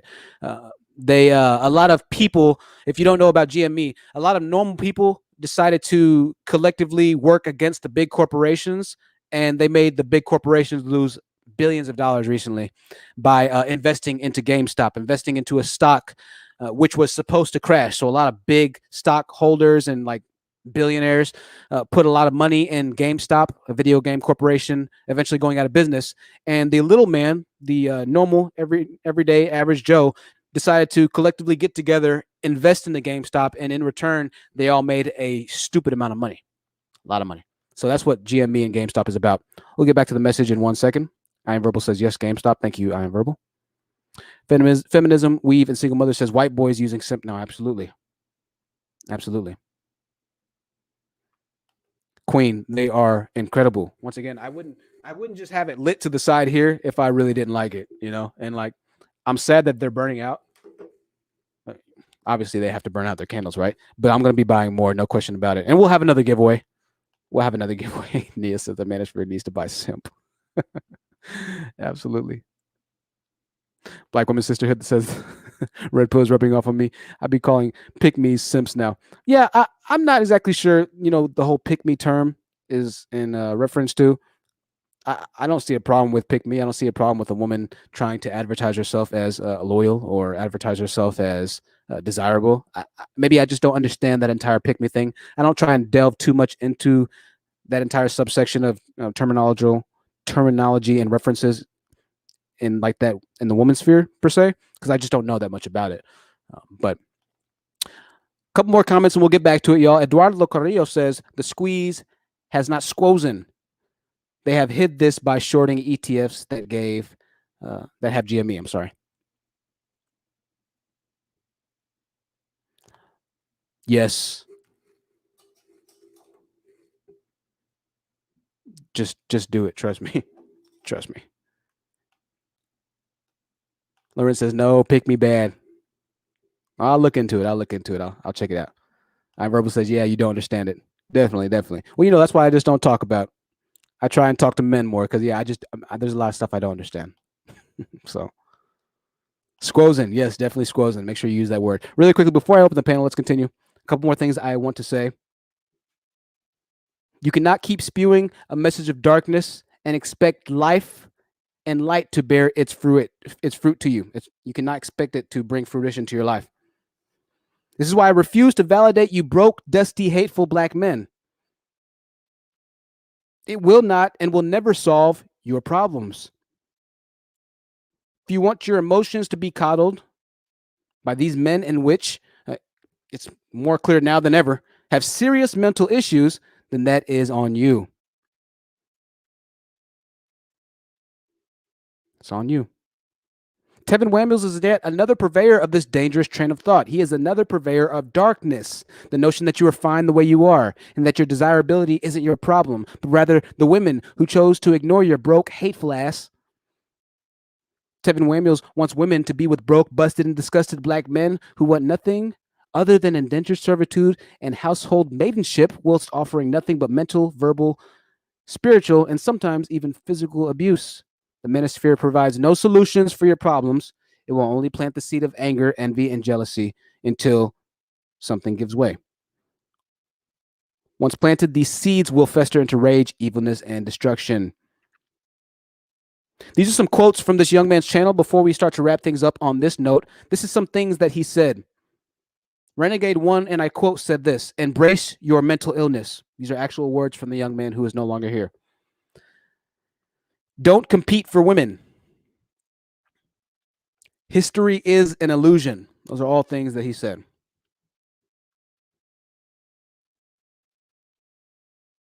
You see, the dangerous part of this is that even though he was a black pillar, his beliefs and thoughts were very similar to those like Coach Greg Adams. We already said that. Men who coddle other men and their failures. You see, there's something very unstable with these channels. Something is very disturbing. Situations like this will continue to happen because ultimately they're not solving the root cause of the issue, but rather sweeping the dirt under the rug. Things like pumping and dumping women, something I always hear on Coach Greg Adams' channel. Don't get with the single mother, just pump and dump her. Just have intercourse with her and then leave her to be. Continue to degrade the black community by pumping and dumping women. That's their solution to the problem here. Pumping and dumping will not add anything of substance to your life, but rather will continue to expand the wreckage of heartache in your own life and in others' lives that you come into contact with. You will make your own life harder and others' lives harder by pumping and dumping, quote unquote. This is a huge, something that they all advocate for. Donovan Sharp, Coach Greg Adams, they believe in this. This is their religion. I kid you not. You don't believe me? Then check out their live streams next time. They continuously talk about pumping and dumping women. And get this, this is not the first incident of loss of life that has actually happened in the red pill / manosphere community. There's a red pill channel by the name of George Bruno. He's a pretty big content creator. I don't know the guy, but I heard this on a live stream I was watching earlier. And let me go ahead and put this YouTuber's live stream or channel into the chat box. The message and the rhetoric of the channels in the manosphere is changing, ladies and gentlemen. As a matter of fact, there's another content creator online right now. Some of you might know him as Angry Man. He's online on his Boss Talk radio station. The name of his video is Addressing the Red Pill Elephant in the Room. Man of Tomorrow is on right now. Coincidentally, is the man who has 20,000 subscribers plus, saying Moving Black Men Forward, episode 3. He's live right now. What would black progress look like? Keep in mind, this is the same channel that drug black women through the mud not even a year ago. All of a sudden, oh, we care about black enlightenment now. You know why? Because they see the impeding loss of war on the manosphere side that will happen. They're trying to just slowly shift their content over. But once again, you're already on the edge, my black brother. You've already pushed all of your sheep, all 20,000 of your followers, to the edge of the cliff. And now you're getting ready to go over it. You can erase as many hateful videos as you want to erase, but the damage is done.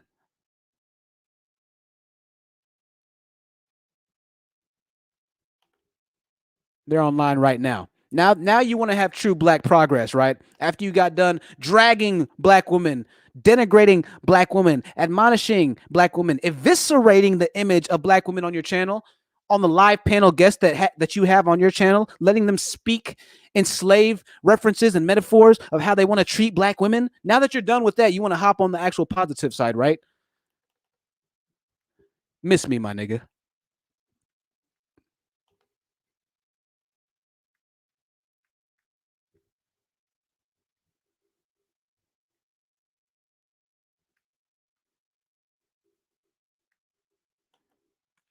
Yeah, I don't even know if that made any sense, but you know, I just talk sometime. Particularly this stream, I've been just stumbling over my words, so I don't know why. I put the beanie on, all of a sudden I can't talk. So you know, it happens sometimes. Thank you all for being patient. Yes, a lot of their words are regurgitated. Sure, Strawberry says, "Angry Man and Man of Tomorrow, they're both will be nice. Sure, we all have things we need to work on, definitely, but they're both toxic and dusty for sure." Somebody said Man of Tomatoes. And Verbal says, "We don't care. We always remember." Absolutely. They're trying to switch over there. And even Tevin Waymiels, right? Obviously, last live stream, I played a clip of him trying to somewhat acknowledge that high value men don't have a problem with women and that you need to get your lives together. And a notice to all the MGTOWs, I've never seen a successful career oriented MGTOW, right? He's trying to slowly twist the narrative a little bit. I'm gonna see if I can find a video for y'all. There was a woman who eviscerated Kevin Samuels on his Instagram Live. Let me see if I can pull this up. This woman destroyed him. I was like, oh my goodness. Kevin Samuels just stopped for a second. He was like, I was like, look, I would have had a hard time responding to that. I'm not going to even lie to you. I would have had a very hard time responding to that. And I want to say something. This is something that I think Loren brought a great point up on the last stream. When Philly Kid was on the last stream, I asked him a question, and I didn't respond to this. Y'all know, and I'll address this in the Night Talk episode, but I want to cover it really quickly. You know, and we've all had the experience when we were in a heated debate or argument with somebody, and you're lying in bed later on that night following the argument, and you're like, dang, I wish I would have said that. Dang, I wish I would have done this or said this to that person. I could have really changed their mind. Things would have gone better, right? I was thinking about it. LeBron brought up the fact that a Philly Kid who was a Christian believe that the woman is the more important parental figure, that the woman holds more power in the growth and the progress of black communities, right? The black woman is more important than the black man. And LeBron brought up a great point that even Jesus had to be taught some things like craftsmanship from his father, right? And moreover, I think an even bigger point, which to Lorenz's credit, I was thinking on, is this: is that ultimately Jesus' entire purpose, at one point or another, his mother tried to stop. His mother loved him so much that she didn't want, and I know a lot of you don't believe in religion, but I'm just trying to use this as a metaphorical reference, right? Just using this as an example, okay? When Jesus' time came to die on the cross to essentially save humanity, once again, I understand that we have a lot of different religions here. Don't just take it for religion's sake. I'm just trying to explain a concept. When Jesus' purpose came and his time came to bear fruition to what his purpose was in life, his mother loved him so much that she didn't want him to die, right? Obviously, no mother wants their kid to die, right? But unfortunately, his mother's love would have been the worst thing for humanity to happen in that regard, right? And even at one point, Jesus turned around and said to Mary Magdalene, his mother, "Woman, I am about my father's business." When he was in the temple as a kid, she wanted him to go home. She wanted him to play. She wanted him to just do normal things. She didn't do anything intrinsically wrong. There was nothing inherently wrong with that, right? She cared about him. She just wanted the best for him, right? But Jesus had a purpose. He had a mission, and at some point, he needed the masculine. He needed the masculine energy that could kind of overtake and keep his purpose and mission moving.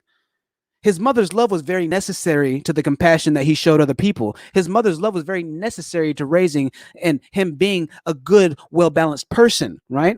But the yin and the yang in raising a child is still very much needed. Mothers are awesome. Mary Magdalene was awesome. She loved Jesus to the world and back. But when Jesus' time finally came, it pained Mary Magdalene, as it would any mother. But ultimately, his destiny had to be fulfilled, right? So that's something I just want to kind of clear up on the last live stream. Right. Really quickly, let's read a couple more of these points, and I will open up the live panel. Oh, I forgot. I'm supposed to be looking for this Kevin Samuels video. I can't find it though. We might look at it next stream. If you would like to join the panel, if you have any personal stories, if you are one of the detractors that I had on the last stream who could not get on this stream, the panel is now open. I've been talking for a while now. We may be lagging. I'm seeing that I'm having some internet connection issues. Not quite sure why. All right. If it is lagging, I apologize. Huge shout out to everybody who's been contributing to the channel. Y'all are awesome. To join the panel, there's the link. Hop on up. Anybody is welcome. I'm going to continue to look for this video link really quickly. If I just can't find it, then life goes on.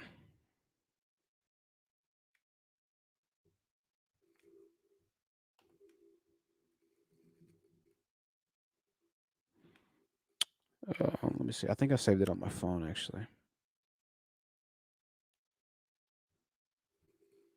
This is not professional broadcasting. I apologize, y'all. Let's see where I saved it.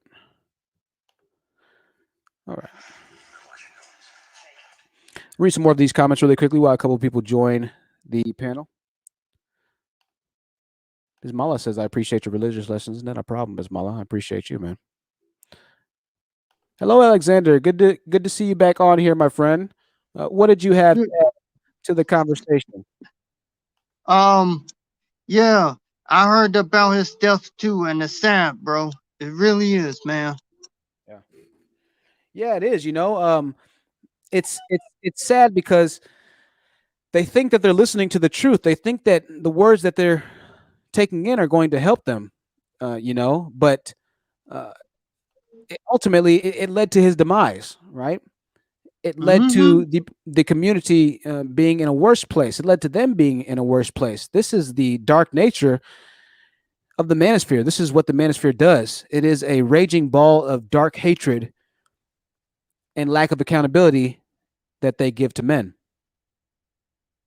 Yeah, Also, yeah. Dion. Oh, really quickly, Dion. Apparently, Mary Magdalene wasn't his mother. Thank you, Dion. It shows you how much of the Bible I know. Jesus, forgive me. I need to. I need Wait a to. minute, wait a minute, I'm wait a minute. backsliding. So, Mary, the Virgin Mary was his mom. So, to all the religious buffs, and thank you, Dion. I need to go back to church. Go ahead. Go ahead, Um, Alexander. um, How did you hear about it? after Where there are rumors. uh huh. I mean, I mean, I saw it on other channels. They were talking. I saw it on other channels, not on the Manosphere channels, but the Level Up channels. And I'm like, Well, you oh know boy, the it's big thing is happening. this. They It's won't take. happening. Everything. Right. The big thing is this, Alexander. They won't take credit for this, right? They're gonna sweep it under the rug and say, you know what? Life was just hard for him. Life was just tough. They won't take any responsibility for this. They're not gonna take any accountability for this young man choosing to remove himself. They're just gonna say, well, I mean, see, this is what we talk about here on the channel. See, men are experiencing difficulty. Meanwhile, they're the ones that have encouraged men Hmm. like this to remove themselves by not providing any solution, by continuously engaging in their hate with men like this. It's very sad, very sad. I'm sharing this video, Alexander. I'm going to put you on mute really quickly. I'm going to have a couple of other people speak. Alexander, you're welcome to stay on the panel. Okay, Loren, welcome to the panel. I, It is so good to have you on here, Loren. What did you have to add to the conversation? Hey guys. Hello, hello. Um, well, just to get started, because I remember talking to Stampidus a few streams ago, right? And I remember saying that that black men do not often recognize when what they are dealing with is a mental health issue, and they don't know how to heal. They don't know that they have to heal, and instead of healing the mental health issue, whatever it may be, thank you. Whatever it may be, childhood bullying, childhood trauma, daddy issues, whatever it is, instead of healing it, they take it everywhere they go. They take it into relationships with women, they take it to the job, they take it into the world, and they wonder why they have such a hard time adjusting and maneuvering. And just like this kid that took his own life, he found a toxic rabbit hole that did not help him. And I don't know if he had, whatever his past issues were, but this clearly was not the answer. Right. Absolutely. You're so right about that. It ends up destroying every aspect of your life by keeping this hateful, resentful energy inside of your heart. It only destroys you. There's nothing beneficial that this will do to for your life and for you. It's only going to cause negative impacts on yourself, other people, and Loren, you said it perfectly. It's going to destroy various aspects of your life. It's just the sad truth about it. JD, welcome to the panel. I'll let you go after Trini speaks. Trini, welcome to the live stream. The floor is yours.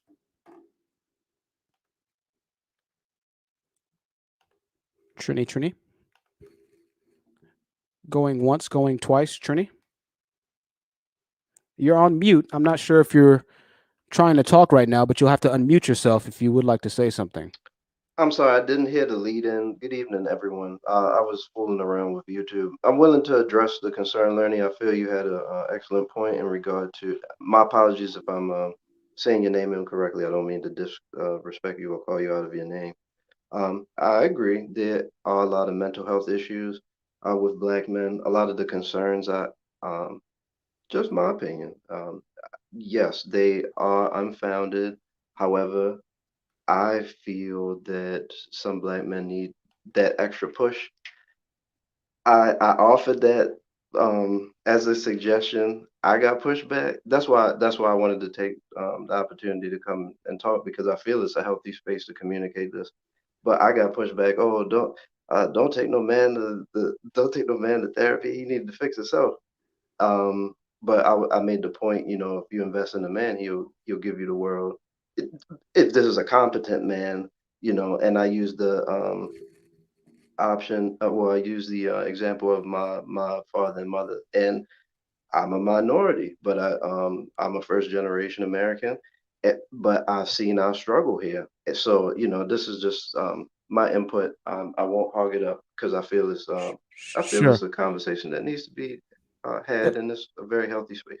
Definitely, Trini. They're saying your volume's a little low, so make sure you speak a little closer.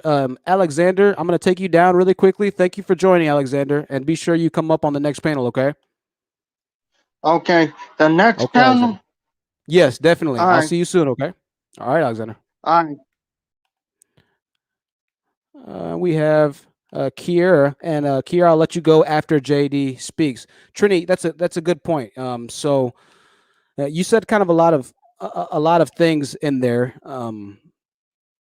But I want to address something you said, and that's that if women are willing to invest in the man, you said, then maybe they'll have a more favorable outcome. Is that what you said, Trini? And make sure you speak a little louder as well, or closer to your microphone.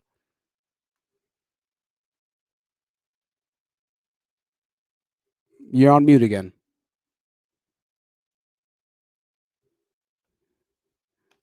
Trini, you alive? Okay, we will wait for Trini to figure things out. JD, welcome back to the panel.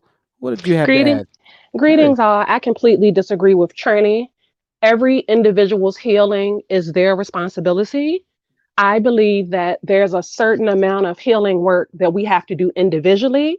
mm, And sometimes when we come into relationships, we'll have triggers and we can work through that together. I just feel like if men are supposed to lead, you have to take personal accountabilities for the issues you have that may stem back to childhood, and you have to get help for that. We all, to a certain degree, in the Black community, we have trauma in varying ways. It's not all because of white supremacy. For the most part, we don't treat each other very well, and so men have to stop looking for women to put on like a superhero cape and fix them. It sounds like he wants women to fix men. And I think it's wonderful that his mother was able to do that for his father and it panned out. But Black women do that all the time to their own detriment. That's why the divestment movement has picked up so much momentum. mm. It's Well so said. true. Well said. Yeah, I'll have to Yes. agree with you on that one. I'll have to agree with you on that one. It is, as a man, your responsibility and your job to to figure out a solution for yourself and your You mental know, health. us You helping Black men is literally killing us. He needs to look at some statistics. I It's the reason apologize. the There's a out of delay wedlock rate is between so you two. high. It's the I'll clarify my communication. really quickly, I don't want you to interrupt anybody, Trini. We gave you a chance to speak and you weren't there, so give me 1 second. Let me let JD finish explaining. Trini, you can go after that. Then we'll have Loving Homes and Kier. Go ahead, JD. It's the reason the out of wedlock and the STI rate is so high. It's the reason that every 19 hours a Black woman is murdered by a Black man that doesn't have any prior criminal record. It's the reason that, when we're next to white women and we're single, we're on the same pathway to success. And when we get with a man that we marry down or date down with, that we stay in perpetual poverty. So that sounds good in the land of Shangri-La, but it's not reality. Like, I really think a lot of Black women are at the end of their rope. We've actually helped Black men to their detriment, to the point we've coddled them, and we watch intergenerationally. It has been an epic failure with our grandmothers, our great grandmothers, our aunties, our godmothers. Right. It's very, very, very, very true. Very true. Well said, JD. I'll let Loving Homes go. Then Kiera, Trini, you can follow after that. Just hold your thoughts. Loving Homes, welcome. Good to see you again. Hello. Hey, How is everybody doing? everybody is great. We're glad to have you back, and Yeah. good to be here again. I just I wanted to add, like, I looked at just not Coach Greg Adams and all these red pill people, but it's like AMS, Steph is Cole, MJ Get Right, all of them, when I would just start finding these channels on YouTube. And I was like, what Mhm. is this junk they talking about? And I said, I realized by looking at it, that there's a lot of lost black young men out here, young males or young boys out here looking for validation because they probably didn't get that at home, or even if they did, they still want to feel the need to fit in. So they see all these red pill contents like, oh, that's what it means to be a man. Let me look at that. That's gonna make me a man and all this, but it's not. And it's like no matter how much like they looking for this validation or looking to feel needed. It's just so sad because it's like no matter what someone does, we could tell them to go to therapy, but they're like, oh, that's not what a man does. A man don't go to therapy. Like, what you acting like a PUSSY. Like, that's a PUSSY. That man don't do that. All this. You looking like, really? Like, I'm trying to help you out. Like, you need to go to therapy. If women could go to therapy, I don't understand why men think it's a punkish thing or it makes them a punk or less than if they don't get that mental or physical or emotional help they need. That's what therapy is for. But Right. No, that's so true. You're right. I haven't heard a single black man or Kevin Samuel tell a single black male on his channel that he needs to go to therapy. I've yet to hear that, to be honest with you. I've yet to hear any black male on any Manosphere, red pill, black pill content channel assess their own mental well-being and fortitude and admit the need to go to therapy.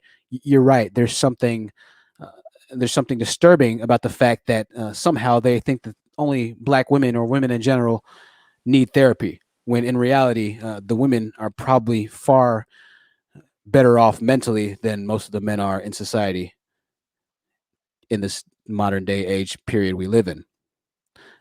We can see this because there are more. I'm not sure what's going on with Trini. There are more educated women in general, right? There are more educated black women, of course. Women are starting to do better for themselves, and women support women far greater than men support men. The sisterhood is far stronger than the brotherhood is and will ever be. I can tell you that much. Kiera, welcome to the panel. JD, I'll let you go after Kiera if you want to. I saw your icon just went on and off. Kiera, what did you have to add to the conversation? Hey, Truth. Hey, panel. How's it going? Hey, it's going good, Kiera. Thanks for being here. Thank you. After seeing this topic, it's not going too well. I mean, I kind of figured something like this might happen, but I was figuring it would be years down the line. This is too quick. Wow. Yeah, it's true. You know what happens is men like Renegade are passionate men. They're looking like JD, like Kiera said, for the men of the Manosphere and Red Pill communities to show them what it is to be a man, right? And so they're putting their trust, they're putting their lives into these men's hands, and ultimately, what is a lie, they take in as the truth, and that lie of a truth destroys them. Men like this need constant guidance and a severe amount of eagle eye or overwatch on their day-to-day activities because they are they're on the edge, right? He was already on the edge starting off, and he put his trust in men that ultimately led him off of the edge. So it's unfortunate, but he is one of the first. He won't be the last, however. He just happens to be the type of person and personality of which the darkness could consume at a far quicker rate than it will a quote unquote normal personality or a normal quote unquote mindset, right? He the fire consumed him much quicker because of the elements that he was comprised of, right? But the fire is still consuming the various other elements and aspects and mentalities of black men inside of the manosphere and inside of the culture. It's just taking a little longer for that fire to completely consume them than it did for Renegade One. And so, yeah, it is sad. It's very sad, but this is the truth. This is the figurative, metaphorical war that we're fighting against. Literally fighting for the lives of black men that don't have a father, that don't have a masculine figure, you know, that put their trust in ultimately their ultimate demise, right? So, very sad, and this won't be the first nor the last. This will continue to happen. Things will get worse before they get better. Unfortunately, right? Yes. Unfortunately, absolutely. Asia says, I'm no man's therapist, definitely. I'm not sure where Trini went. I'm not sure where Trini went. JD, did you have something that you wanted to add? Yes, I think what happened to this young man is very sad. I definitely agree with you that it won't be the first or the last. And one of the concerns I've had continually, I've had a variety of concerns since this isolation during COVID. You touched on some of that earlier, and we're seeing higher suicide rates. We're seeing more, higher domestic violence rates. I'm genuinely concerned with children and their overall growth and development, because we know that part of children's growth and development, other than nutrition and possibly having a safe home, is how they're able to engage and interact with their peers, which is now limited. So, there are a lot of people that are in isolation. Some people are able to use it for self-reflection and introspection. And for some of us, if we're struggling with our mental health, some of us are having to go the remote route with seeing therapists. And some of us, we're going into a rabbit hole. And unfortunately, with the Manosphere, some of them are probably, because they have more free time on their hands, they're finding this content. And it really, really concerns me. And I think one of the problems is for young men, whether they have a father or not, we have to be realistic. This is probably the first time in history that Black people have been more vocal about the need for working on your mental health, especially there have been more Black women talking about it, and there are a few Black men on the fray that are coming forward. I actually wanted to give an example. I have a friend, he actually is a younger baby boomer. He is in his almost latter 50s, and he lost his brother last year, but it wasn't COVID related. He actually had a terminal illness and didn't really tell the family how progressed it was. And someone went to go do a wellness check, and he was deceased in his house. And this particular friend, him and his brother had a very strained relationship. And he told me, he said, I need to go back to therapy. He said, because I'm not just mourning the loss of my brother. He said, I'm mourning the loss of what we could have had if we could have worked through some of the issues and things that we had with one another. And he said that he had a conversation with his father, who was of the, older baby boomer or even silent generation.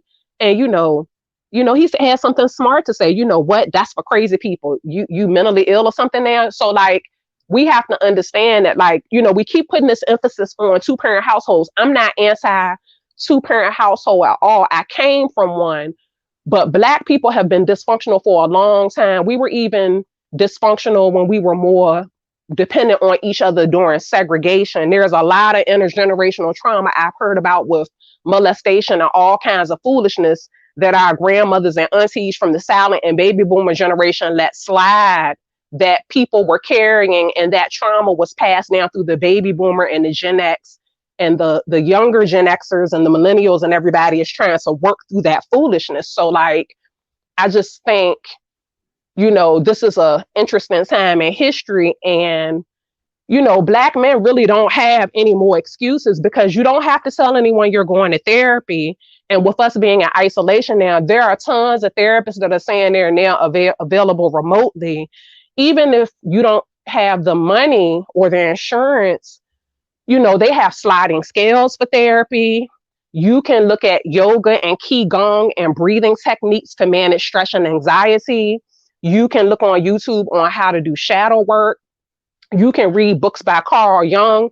I just feel like Black men and their rhetoric, it's like a abyss of excuses. Right. Yeah. And I feel like they say that Black women aren't valuable. We're only good for pumping and dumping and breeding, but you want a woman to be your rehab center. You want her to go 50-50 and be your roommate. You want her to cook and clean.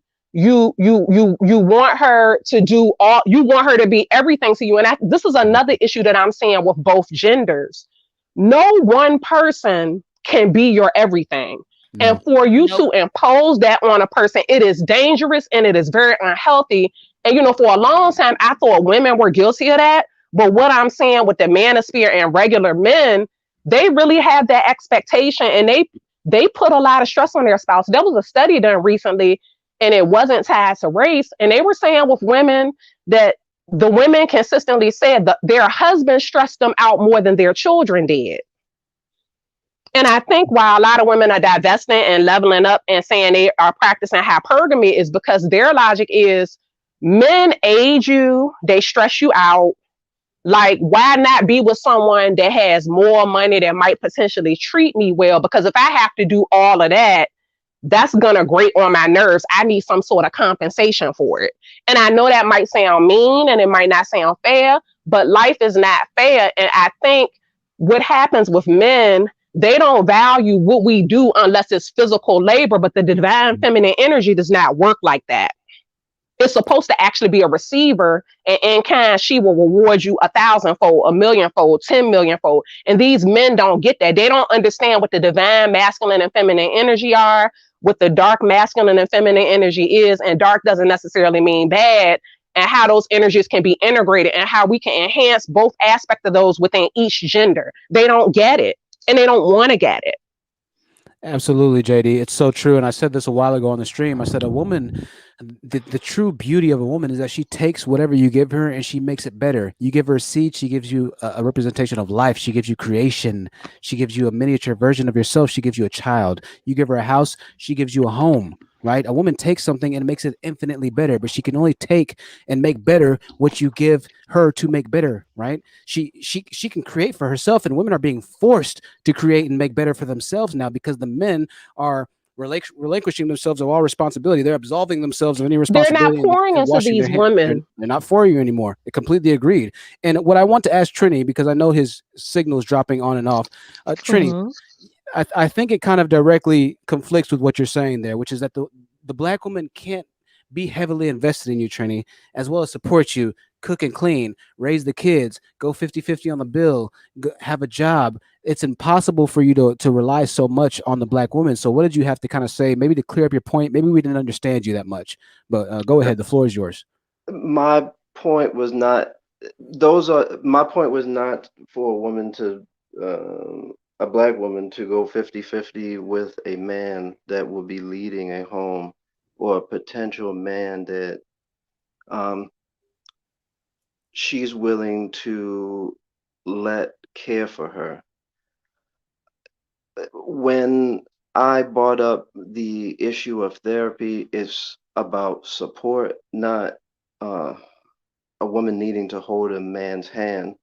I see other cultures support their men.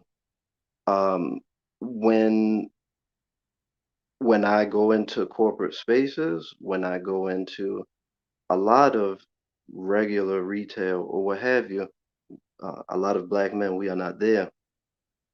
So our situation is different. Not necessarily mine. It's a generality. It's based just on what I see. I'm in an East Coast city, and I listen to the productive men on what they tell me, and I am effectively just communicating back to the ladies what I'm hearing from them, because these are men that can give you the home to make a house. These are the men that will protect you. When I use the word pregnancy, the moment you find out thereafter, um, they feel, what I hear from them is, well, this person is angry. This person doesn't trust me. I am viewed at the bottom because of the actions of others. And these are things that we have to overcome. Yes, we have to work hard and we have to band together in spaces like that. But to some of the person's part, yeah, points. If this is a dishonest person, this is not a motivated person, that's not going to work. And I feel I wanted to communicate effectively to see how can we both identify that on both sides to get a better solution, not tear ourselves down as a community. There is no black community. I don't know why black people keep saying that. There isn't a black community. Yeah. I said a lot there, but I, I I have to agree with JD for the most part. It seems like Trini, maybe it's more of the runaround that you're giving.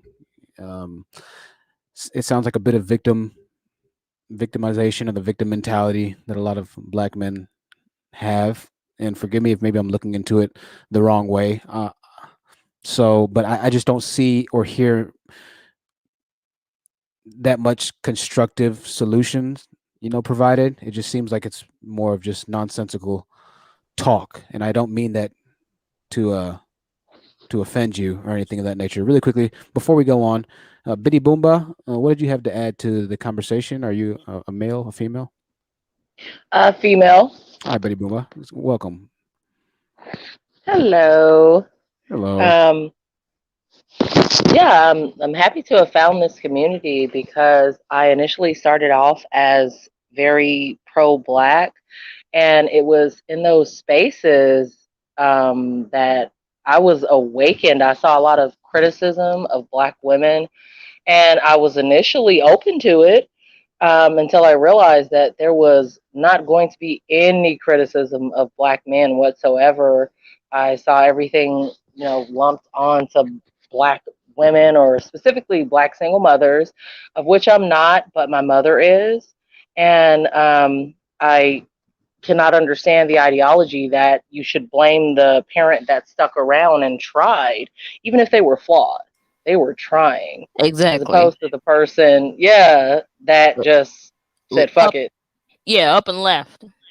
Yeah. And, but I'm grateful for those spaces simply because I'm like, oh, we're doing this. We're criticizing the toxic energy of the black community, because I will say that sadly the culture is a bit toxic from both men and women, um, from generations. You can blame slavery, but for example, I'm an extremely, fair skinned woman, and I've heard a lot from black men and black women, how, and I don't have quote unquote good hair, but we equate everything that's closer to whiteness to good. And that's a problem in the black community for both men and women. We do not like ourselves. And I like the idea of calling it out. I just didn't like the idea of it being blamed all on women when, first of all, I the reason I like this channel is because men are the leaders. If you even go back in time and look at movies, as far back as The Wiz, who was Eveline and who was Glenda? Like, we've been being told for a very long time that our features, phenotype, etc., hair is not desirable. I've heard darker skinned women saying that they should stay out of the sun, which is ridiculous. Perhaps maybe use some sunscreen, but that's just to get rid of wrinkles. It's just, it's pretty ridiculous. That's all I Yeah, had to say. definitely, Biddy Boomba. I thank you for joining the panel. I'm going to put you on mute really quickly. If you want to interject, then by all means, just make sure that you unmute yourself and whenever you'd like to. Hear the dog in the background as well. And it kind of plays into a point. I hear you there. And this is why I'm glad that, yes, this space exists, just to have women and men alike who are actually trying to progress share their personal stories and, personal conflictions and issues that they have with the black community. And within the black community, Uppity Unicorn said something here. So many of us start off as pro-black, then become turned off and turned out by the manosphere rhetoric, but they can't seem to do the math. And I think I was listening to Uppity Unicorn's live stream, or maybe we said this on my live stream. I'm not sure. I'm not sure at this point, but I know that Paris Milan originally came in as like super pro-black and super this and super that, and even Uppity Unicorn, maybe she'll hop on the panel to describe it, but she says at first she came on thinking that the manosphere was something where men finally started holding other men accountable, and she was gung-ho for it, and she was excited for it because in her mind she thought that it was truly a group of black men that were willing to sit other black men down and tell black men and black women alike what black men need to do better to further progress the community. So she said she would go into chat rooms and she would listen and try and conversate with black men, right? And she'd be obviously feminine. If you've been up at the Unicorn's channel, she's sweet, she's soft-spoken, she's just like all the ladies on this channel. Y'all are just sweet, right? And eventually over time, she found out that it was, in her words, and I quote, it was it was a blood sport. Like the black males would just start attacking her off of trivial like things that she said, and she was supportive and supporting of what she thought was something that was going to truly help black men in the black community. But she found out that it was only child's play, right? This is only wordplay. There was nothing actually worth or of substance in the manosphere, right?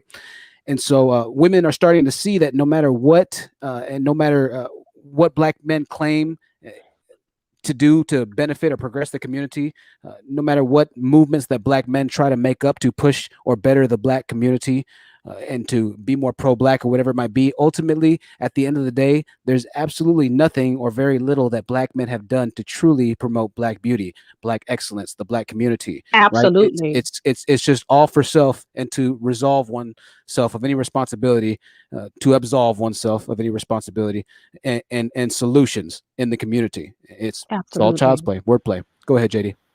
Yeah, absolutely. I actually agree with you. If you look at old covers of like magazines like Ebony and Jet, there was a lot of colorism at play. When you would see some of the topics that were within those magazines. I'm talking going back to maybe like, I guess it was maybe in the 50s or 60s, because I forgot how long those magazines have been in existence. And I actually have found documentation of black men singing chain gang type songs about they ain't want no woman that was dark skinned with no nappy head in the early 1900s. So like this is a ongoing problem that's been going on for a long time. And I don't want to hear black men pander to black women about how they love us when you're not marrying us, you're making out of wedlock children, you're giving us STIs, you're killing us. You're basically threatening women online when they don't share the same viewpoints as you and threatening to kill them and do all kinds of stuff to them. You're doxing them and all that type of stuff. The so-called black community, which there isn't one, is toxic. And ultimately what I'm saying is, and I've had holistic practitioners actually tell me this, they were like, they always have like quadruple or more the women come in to get healed, like emotionally, spiritually, energetically, than what they do of men. So what that tells me is that sometimes with black women, we know something is wrong. We can't really pinpoint what it is, but we genuinely want help. And sometimes that's harmful in the sense that people prey on us, right? So then you get the people that go to Kevin Samuels that he's dragging all over the internet, which is why, his subscriber count is at the 6-figure mark.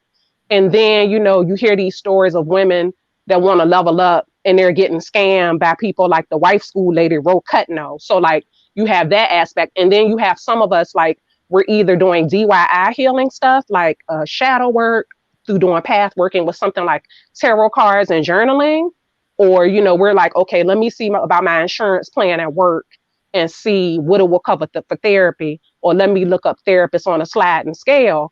And I'm not really hearing a lot of brothers banding together to do that for one another. What they are doing, they're forming like Voltron to tell the world how much they find us disgusting and vile, and that other women are better on a consistent basis. And Absolutely. they gaslight you, because their friends are not like that. What you're saying doesn't exist. And even on Clubhouse, I have a girlfriend telling me there are women in these Clubhouse spaces where they're saying even their male family members are treating them badly and molesting them and stuff. And they're coming in deflecting talk about some, oh, you need to choose better. What does choosing better have to do with my bloodline and my family mistreating me? That's of the male variety that's supposed to be protecting me. Absolutely. That's I had a JD is question so. for Trini. Yeah, go ahead. Because he said something that like other cultures support their men through mental health issues, and other cultures support their men through other things. But I've always heard black men say this, that other white women will do this for you. Don't see white women doing this, you don't see white women doing that, and other races women are better for this and that.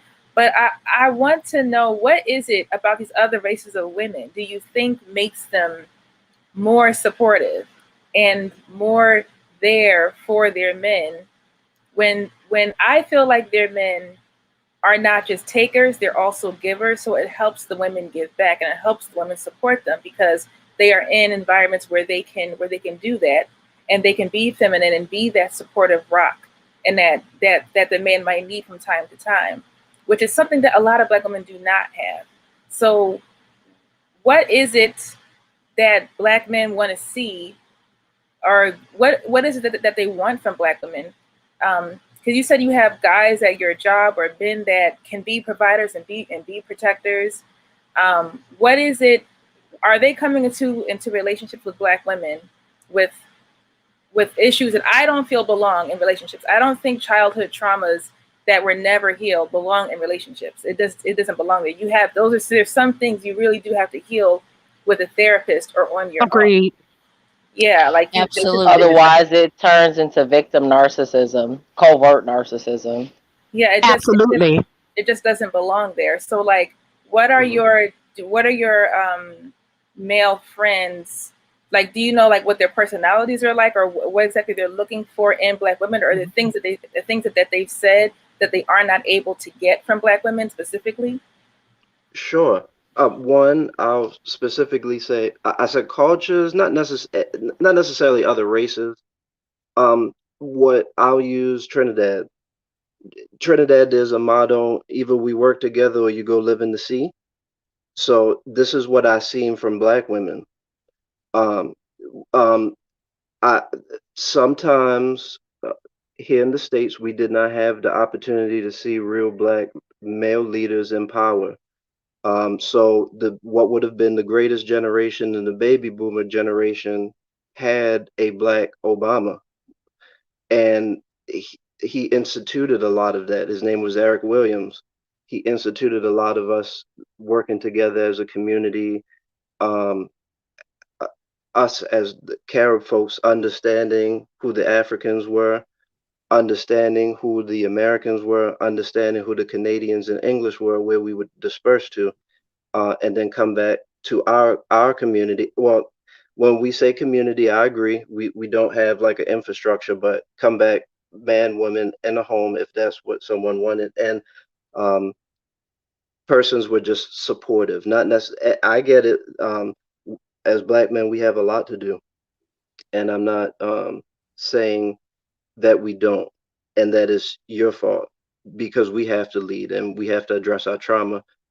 I hear my friend saying, sometimes I just need the help, but she wants a basketball player, but she's, this is um, these are two college educated persons, and sometimes they feel that sometimes the demands aren't realistic. What do you mean the demands aren't realistic? Like give an example. Uh, a gentleman that makes $80,000, um, he would like, cooperation through, hey, let's go work out. Hey, let's let's look into investing. Um, he works in the house all the time. My buddy just broke up with his girlfriend. He's a software engineer, but he sits in the house for 12 hours, but he provides everything. But again, we're on the East Coast. He works in the richest county in America. And So what happened? What happened? What contributed to the failing of the relationship? uh, unrealistic expectations that is a lot of Black men that make over $80,000 that can provide a $300,000-$400,000 home, and you really don't have to work if you don't want to. So a gentleman like that has integrity, loves God, wants a Black woman. How does he speak to you? That's what I'm bringing to the community. That's what I'm bringing to the conversation. Like, not bashing or anything. It's just open communication. But my question is, what is, I find it just like, I don't know, I find it hard to believe that this Black man that makes 80,000 a year can't find one Black woman anywhere. And if you said East Coast, so I don't know if you're in the tri-state area, but I mean, I feel like there's a lot of successful Black women, here that don't have a lot of baggage, that are hard workers, own their own businesses and stuff like that. Is it his choice in women, perhaps? Is it his choice in what he's looking for? Because a lot of these, I don't know if they're in the Manosphere, but a lot of these Manosphere men, want you to go for 18 to 24-year-olds. So right, are his expectations unrealistic? And really quickly, I just want to welcome Uppity. Really quickly, Biddy Boomba, I'm going to remove you for a little bit. And when we have space, Biddy Boomba, you're more than welcome to come back up, okay? I'm going to take you down for a second. I'm going to clear some room. It was good to have you on here. I hate to do this, but forgive me, Biddy Boomba. I'll see you in a second, though. Uppity Unicorn, welcome to the stream. For those of you who do not know, Uppity Unicorn is a featured content creator. You can find her links in the featured content creators on the comment section after the live streams are posted. Uppity Unicorn, the floor will be yours after I ask and kind of follow up with what Loren is saying. Trini, you're kind of all over the place, and so I'm just trying to figure out exactly what you're saying, right?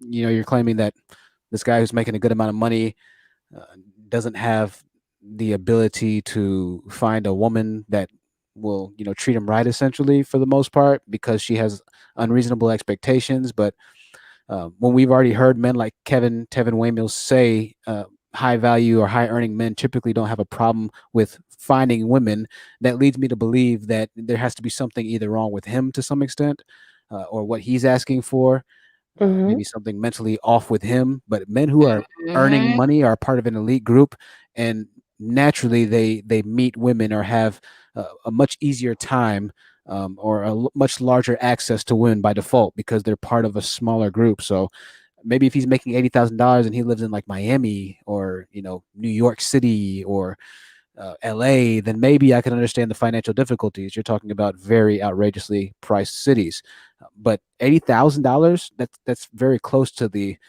golden six-figure number.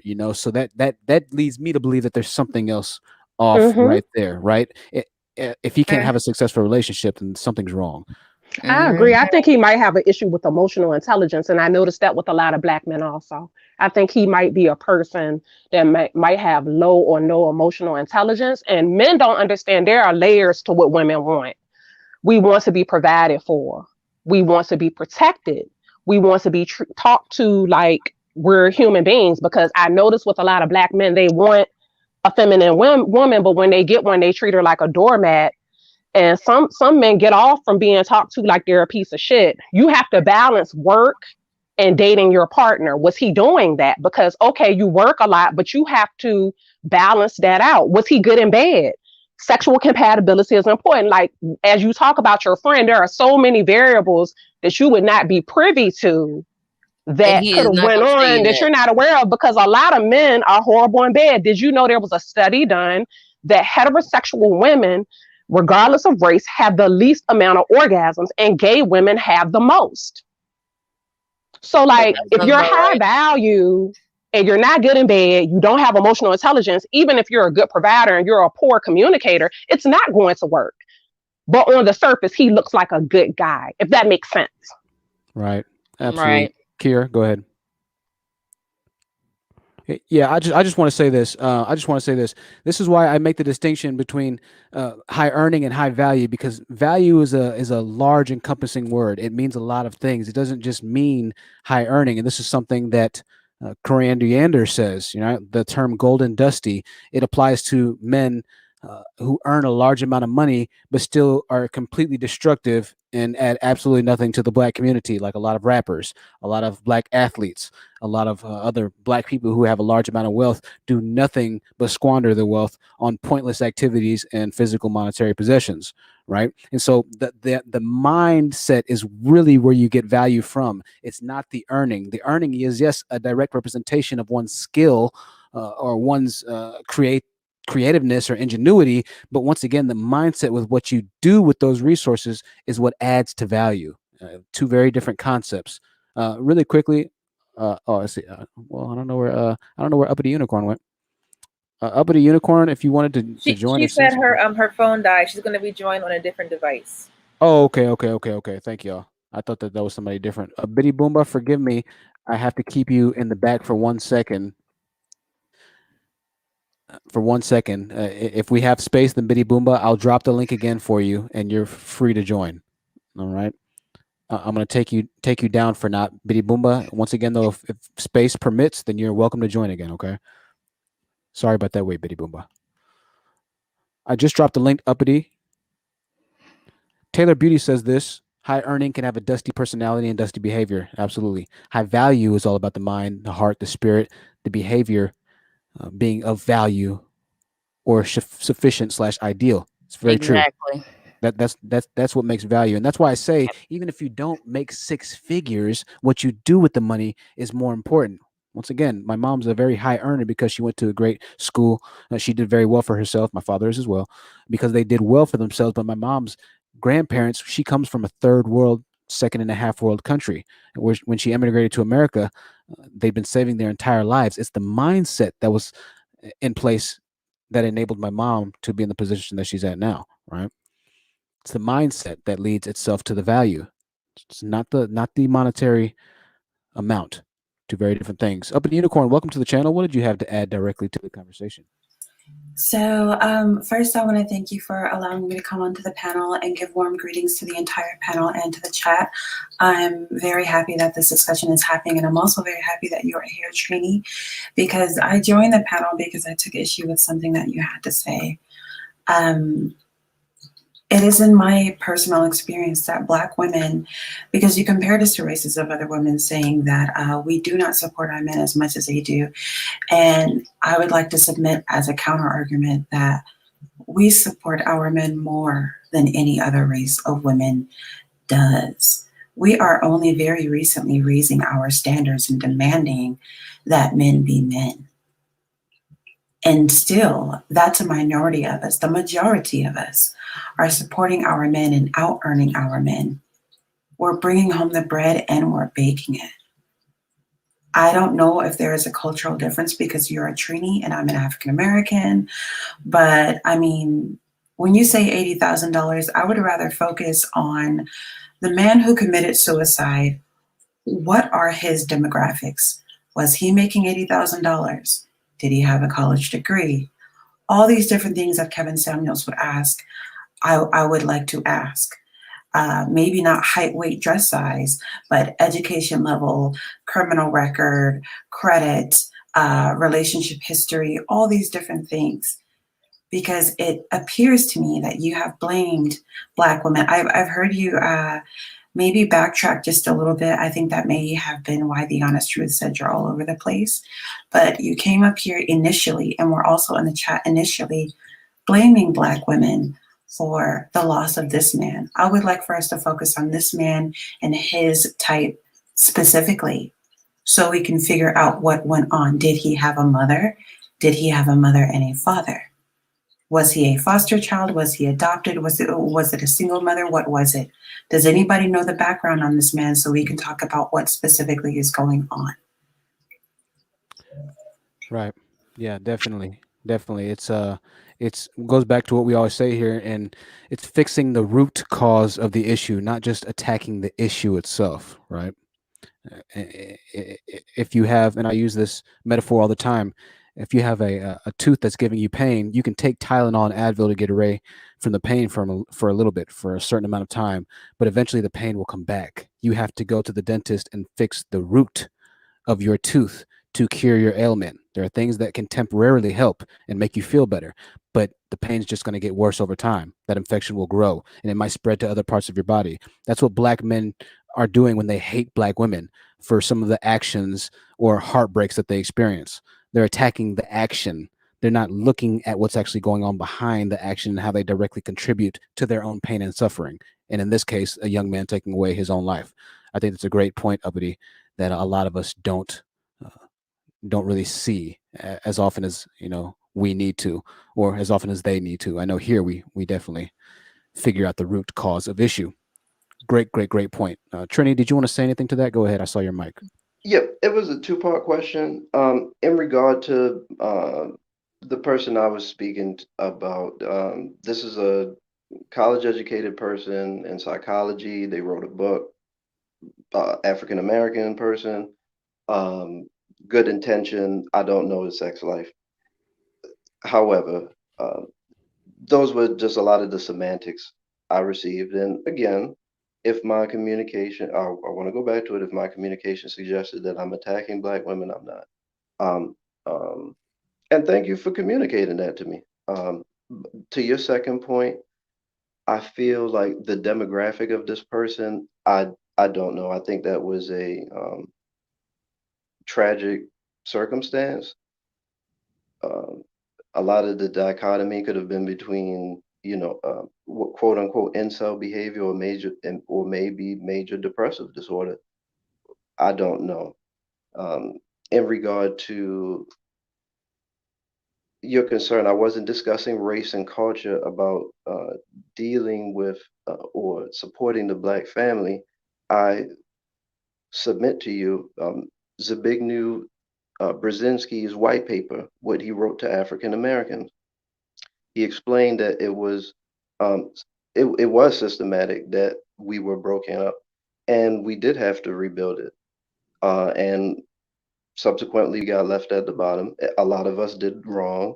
A lot of us fell down. However, that is more of the aspect that I was communicating in regard to just helping each other as a family structure and a family unit. Our family unit, a lot of the African American and throughout the diaspora, our family unit has broken down.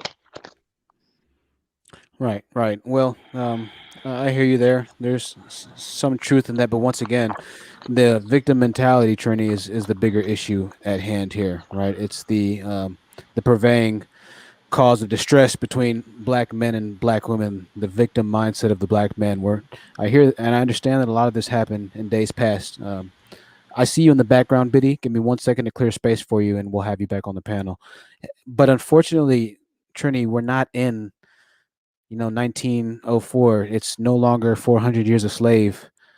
Uh, we're not in that era of outright, complete, blatant racism anymore. Now is the time when men need to go ahead and start walking in their masculinity, and continuing to blame slavery or the white man having his foot on our internet connection right now, or I don't know, white supremacy through black women, and all of these other various blames and blaming methods that the black man uses, isn't going to progress the black community. Trini, we we have to start holding black men accountable. You need to start holding yourself and other black men accountable into progressing in 2021 and the modern technologically advanced day that we live in, progressing the black community.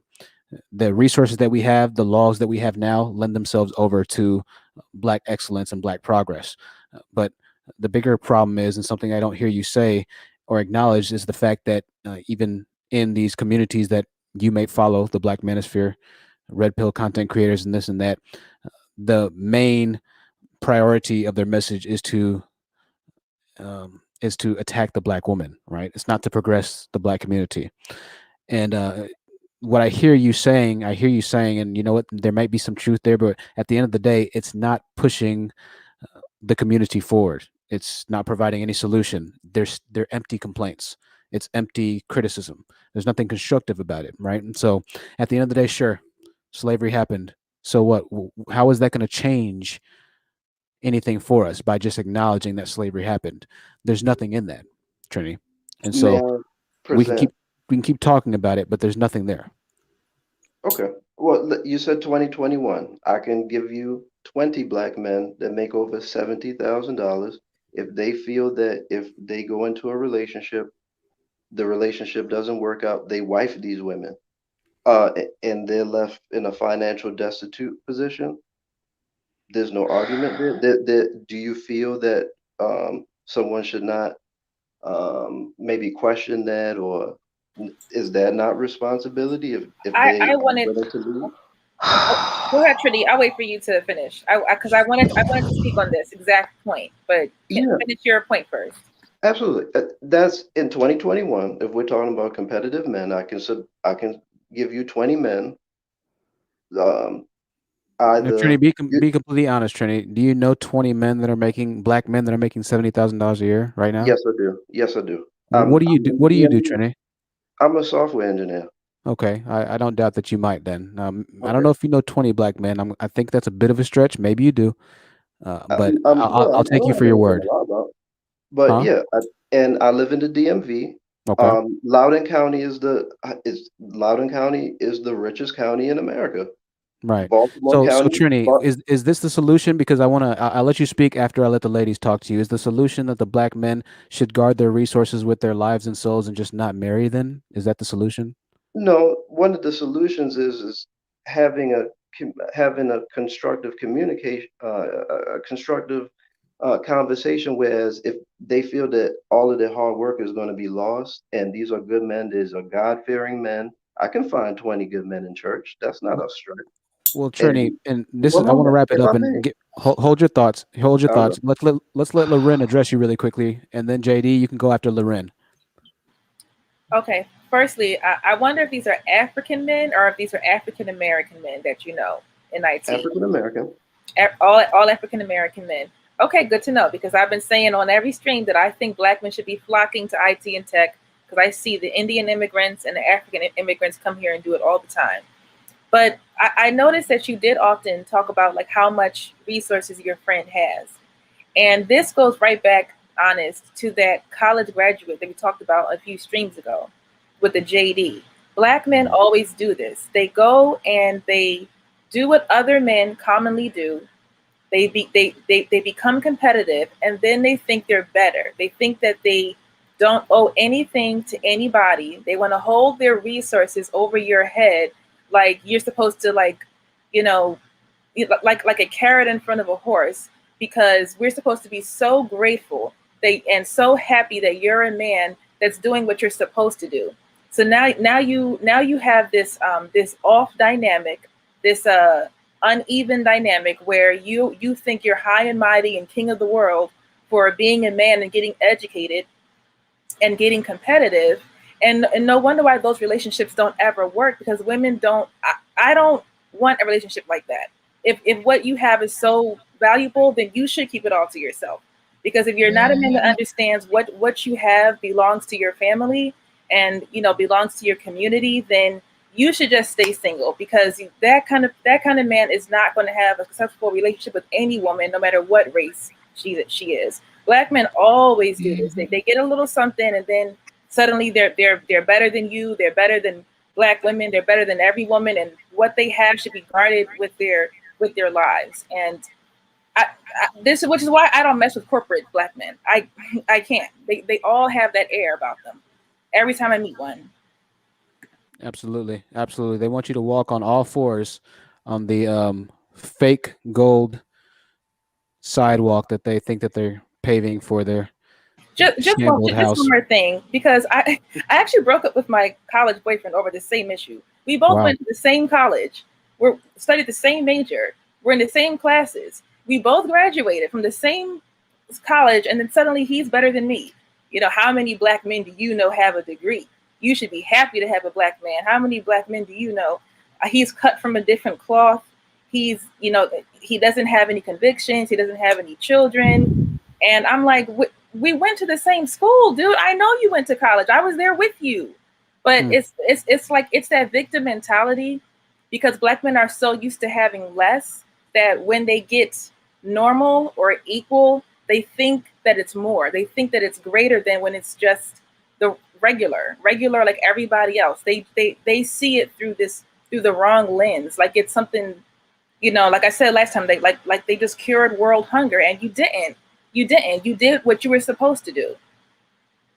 Absolutely, absolutely. It's a great point, Loren. Well said. And this is something that we've definitely seen, and we did talk about on the last live stream. This dude was making on the low end $40,000, low $40,000 on the high end, mid 70s, and he thought that he was, like you said, the cure to world hunger. He thought that he cured every ailment and disease in the year 2021.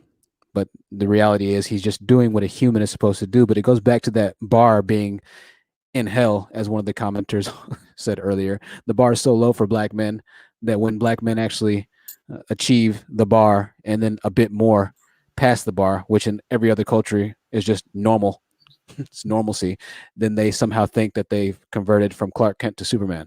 All right. And the fact of the matter is, you're just doing what a normal functioning adult in America should be doing.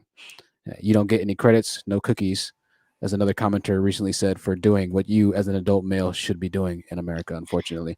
I think, Kiera, did you want to say something on that? And then Trini, I'll let you go after. I still see you in the background. Biddy, you'll have to forgive me. I know the wait is long. When space clears once again, I haven't forgotten about you. Kiera, go ahead. Oh no, I was just saying that you were correct. There's no cookie. You don't get a cookie. You don't get a gold star for doing what every other human being on the planet is supposed to be doing. I'm sorry. It doesn't work that way, sweetie. Yeah, definitely. I Definitely. mean, I pat myself on the back. I mean, I don't know what her name. I mean, I don't know how to pronounce her name, but the beautiful woman in the leopard, she was mouthing when someone said, you know, most black women, they don't love themselves. She was saying, I love myself. I was saying, I love myself too. I love me too. I have pictures of myself now, and I'm just like, man, look at this sexy woman. I'm like, aw, she's come a long way. Because a few years ago, it would have been like, yeesh. Thank you, Kiera. Thank you, Kiera. JD, did you want to say something? Yes, I'm truly convinced with the general populace of black men, they want to be the bad bitch in a relationship. They want to be the pampered princess. Hmm. He keeps bringing up money. I cannot say this enough. It's not just the money, there are other variables. Do you have emotional intelligence? Is there sexual compatibility? Do you know how to do you have a good work life balance? You don't deserve cookies like y'all said for doing the very bare minimum. And he's also assuming that black women only date black men. There's actually a rise in women dating and marrying out, even though right now black men do it at 2 to 3 times the rate. And even if these men weren't having these issues he's claiming they're having with black women, there are 2 million more black women than black men. And I distinctly remember in is Marriage for White People by Mr. Banks, he said a facet of why black women were not getting married is because these golden dusties say, why should I? And why do you have such a lack mentality about resources? Men can always make more money, but we can die in childbirth up to 1 year postpartum. There are so many more risks that women take being with a man. You're likely to kill us. There's all sorts of Mm-hmm. variables. You can make more money always. As a man, you should always have ideas for integrating and creating new income streams, because you should be thinking about once that baby is birthed, y'all are supposed to be coming together and talking about stuff as it relates to building legacy. You can make more money. The temporary thing with you being divorced, with your finances being temporarily messed up, that can easily be fixed. You can get some credit repair and you can have some other streams of income. And then if you really know the laws and the states you live in, there are varying things you can do to protect your assets, where, you know, you can do prenups and things of that sort. I've already decided that what I'm going to do, if I meet someone and they're the right person and they want to be married, I'm willing to do a prenup. And what you do, you draw, your side draws up one, her side draws up one, and then you piece together with the two halves to create an ironclad prenup, and you reassess it and you redo it every so often. I don't get black men wanting cookies for like the bare minimum. They have the bottom rung of what every other race of man has. And part of the reason that other races of women are able to be so supportive of their men is because they are able to rest and relax in their femininity, and culturally they are propped up by their men. That allows you to be your most feminine self and be the support that the man wants, and bubbly and lively and all the things that y'all want. And I just feel like, you know, there are just so many variables with relationships that men don't think about. Like, you can't just go to the gym. You can't just dress nice. You can't just make 70K or 100K. There are so many variables to compatibility in relationships, you know, beyond like the physical. And for a lot of women, the physical is not even a huge deal. We don't want to be with a gargoyle, but at least be, you know, something that I can work with that's at least average looking. You said gargoyle. It's so true. And here's my thing, JD. You're always on point. My thing is this: is that I could understand, you know, if Trini, maybe you said like, you know, $370,000 he makes a year, or, you know, $570,000.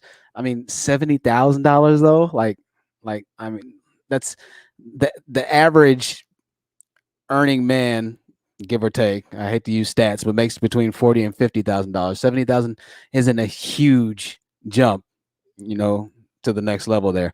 I get money's money. I get that, but we're not talking about a substantially large amount of money here. And Nope. it's not a lot of money in the DMV because I live in New York City like Loren does. And anyone will tell you, like, once you get from Northern Virginia on up, maybe Delaware has cheap rent, but like places like Pennsylvania, New Jersey, Connecticut, the DMV rent, it's not that much difference in how much rent we pay, unless you're in a situation like me where my apartment is rent stabilized. I negotiated with my landlord to make my rent cheaper so it's below market value. So I've been here for 10 years and I have a Manhattan studio apartment I'm renting. JD, I have a quick question. Y'all keep saying DMV. What is that? Oh, people. So I'm originally from Virginia. I'm originally from Central Virginia, which is Richmond. People in the DMV like to act like it's a separate country or alternate universe. So what it means Yeah. is Northern Virginia, Maryland, and DC, but they like to act like they're not a part of Virginia, is what they Yeah. like to act like. Like it's an island. DMV amongst- Exactly. your It's license. hilarious. I thought you were talking about the DMV where you go get your license. Yeah, they Department of call Motor it. Vehicles. Yeah, I thought yeah, that they when I call it. first heard Yeah, it. they call it. They call it the DMV. And when you're in Virginia, once you hit like Spotsylvania or Fredericksburg, you're considered to be in Northern Virginia. Because I grew up in Richmond, and Richmond is in the center of the state. Definitely. Really quickly, it's Trini. I'll let you respond to it. I'm sorry. Go ahead, Trini. And then after Trini, Uppity Unicorn. I see you in the back, Suda Africana Mami. I'll put the link up again, and after we have these two respond, if you would like to jump down and clear some space for the others in the back that are waiting to get on, then it would be appreciated. You don't have to. If you feel like you want to, though, then you're free. If you'd like to stay up, then don't jump off. First come, first serve. But I understand that people kind of come in and out of the chat room at different times. Trini, I'll let you go. Uppity Unicorn, you can go after, and we'll Sure. go from there. Well, ladies, first, thank you for communicating how you feel in some of the relationships that you are in. I didn't know that a lot of black men dangle money over you like that. I didn't know that. So that's why I come in. That's why I come in asking a question. So I don't feel like I'm attacking or what have you. I'm just presenting just just my experience or what have you. I gave you one person at $70,000. I live in a large city.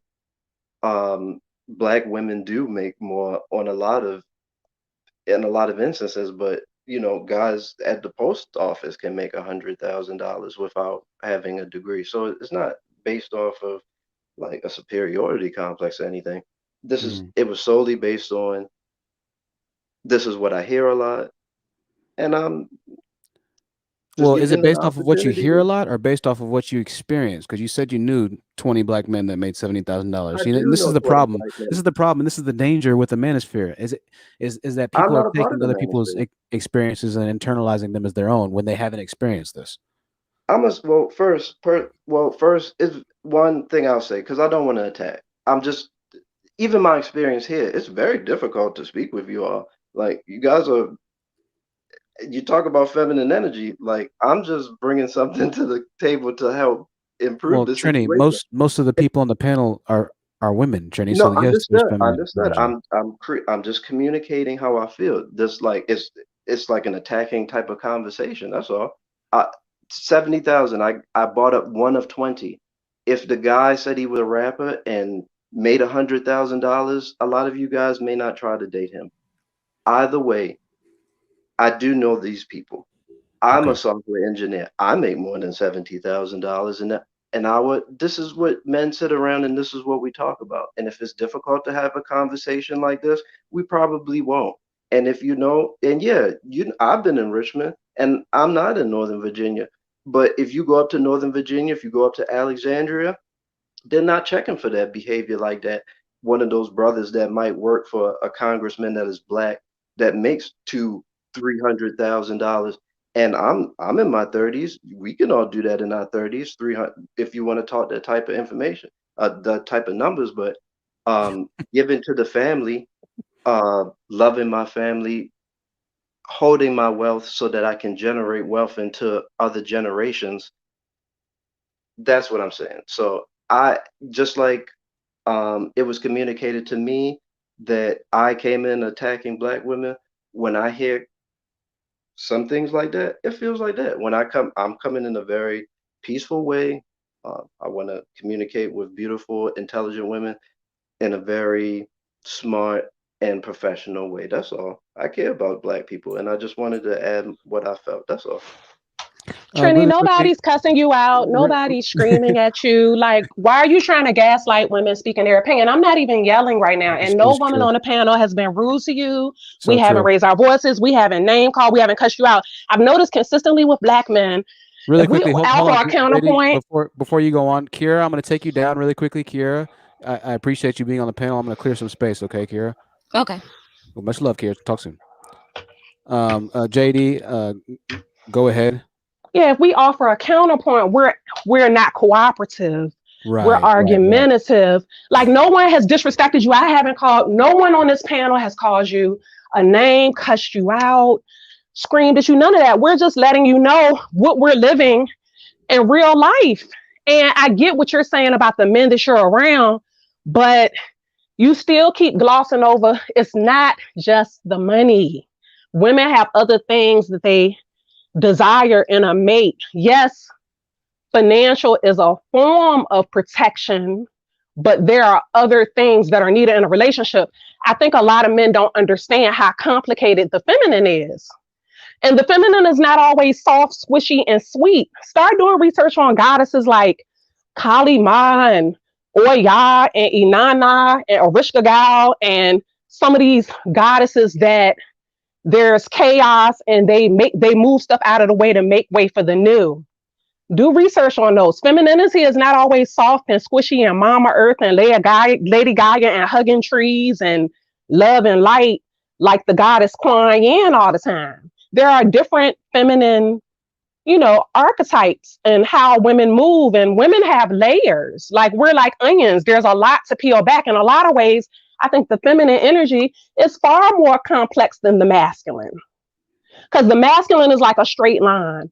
The woman's energy, the feminine energy, it's like hills and valleys and it zigzags and all sorts of other stuff. There's a lot of layers to that. Yeah, I agree, JD. Trini, I think to be completely honest, you are somewhat playing the victim card, as typical as per usual of most black men. I mean, I don't see how you think that we've been going that hard on you. We let you speak. I try to let everybody speak when it is their turn to speak, and I try not to interrupt too much. But I think that you would be surprised if you watch most of your Manospheric brothers and how their panels go.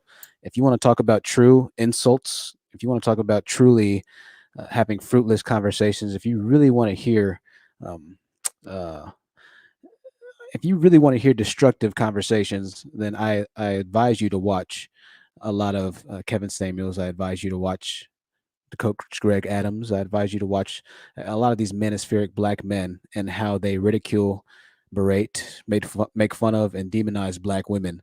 If you think this is bad, then you've heard absolutely nothing, man. I don't know how long you've been on the channel, but This is my second time.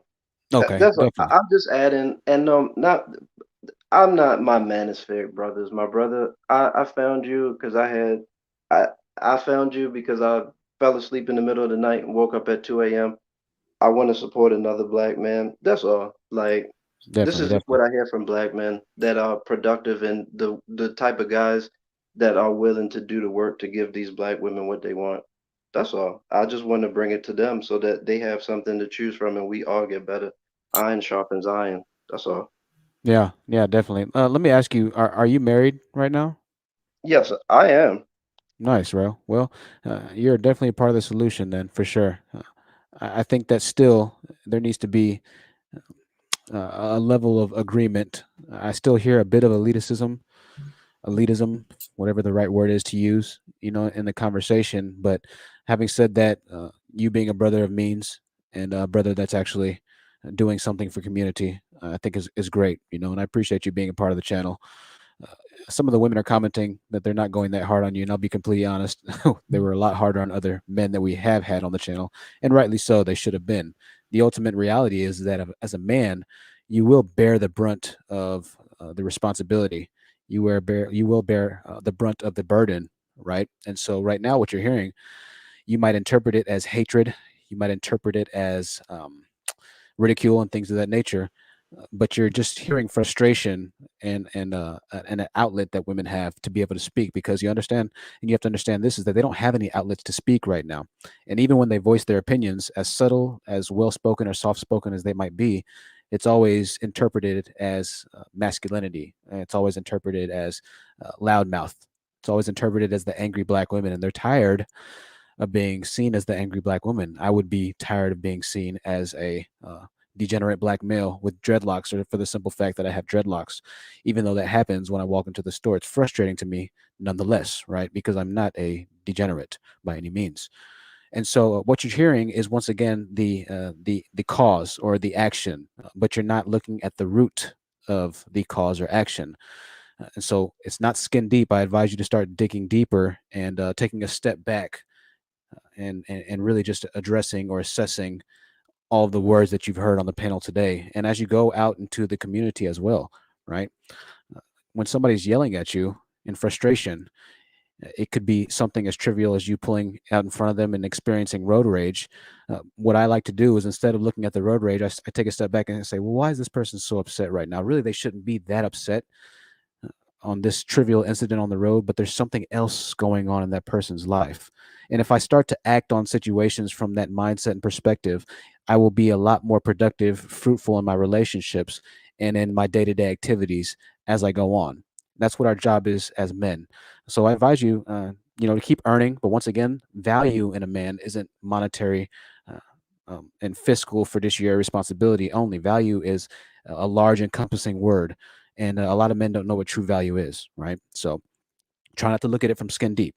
It's a lot deeper than that. Really quickly, I want to let Suda Africana Mami say something to you really quickly. Biddy Boomba, I still see you in the background. Suda Africana Mami, welcome to the panel. Did you have anything you wanted to ask Trini or contribute to the conversation? Hello. Hi, everyone. Hello. Oh, I just wanted to tell Trini. Trini, you should tell your buddies to choose better. I think that's their only option. I really think that's their only option. I really think that's their only option, since they love using their words so much, you should definitely be like, mates, I think you guys need to choose better, because that's your only way out. Because I mean, since you're already the married guy, tell them how to choose a wife. I mean, you are already in that position to teach them how to choose better partners and stuff. However, like I have to piggyback of what JD said. You guys expect this well put together woman. You expect the Instagram model features. You expect it to give you hot, crazy sex whenever you want it.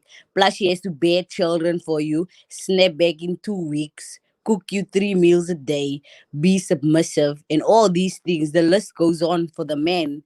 But as soon as the woman have, for instance, if she goes into postpartum, oh, she needs to stop her nonsense and get it together, because the world is not going to stop for her. But meanwhile, they're not even trying to form an emotional or intimate relationship with their partners, which is very important, especially if you want to raise children as a family. And it's important that all of us, or both people, are on the same page on a consistent level. Your money does not make you, your character does. And if your character is flawed, your money cannot buy you a new character until you work on it. I think Honest Truth even mentioned earlier that, like, it's important that the man is healthy completely, physically, financially, mentally, spiritually. It's very important, because if a man is, if a man is expected to pour into the woman's cup, and the woman is also expected to pour into into the man's cup, both people must come with two full cups, so this way they can both overflow each other, and it will be a full circle all around. Everybody benefits, not just one-sided. I understand when you say you have 20 people that make over 70, 80,000. So you're going to tell me, out of those 20 guys, not one of them can find a decent woman. What are they looking at? Are they looking at girls from fans only, hoping that they can turn, I hate to say it, a hoe into a housewife? Like, I'm just asking, because since they have all their money, like, I don't know, are they looking to buy a girl from the internet and make her a wife or something? Because that's not what you're gonna get. And like, where are they meeting these people is another question. What type of girls are they into? Are they meeting somebody at the bookstore, at the grocery store, or are they going to the club every other day to find somebody there? Because you're not really gonna find a decent person at the club compared to if you went to a grocery store or into a bookstore. You know what I'm saying? So that also, there's a lot of factors that come into it. That's why I find it kind of strange. I don't know about you, but the whole story just sounds a little bit bogus to me.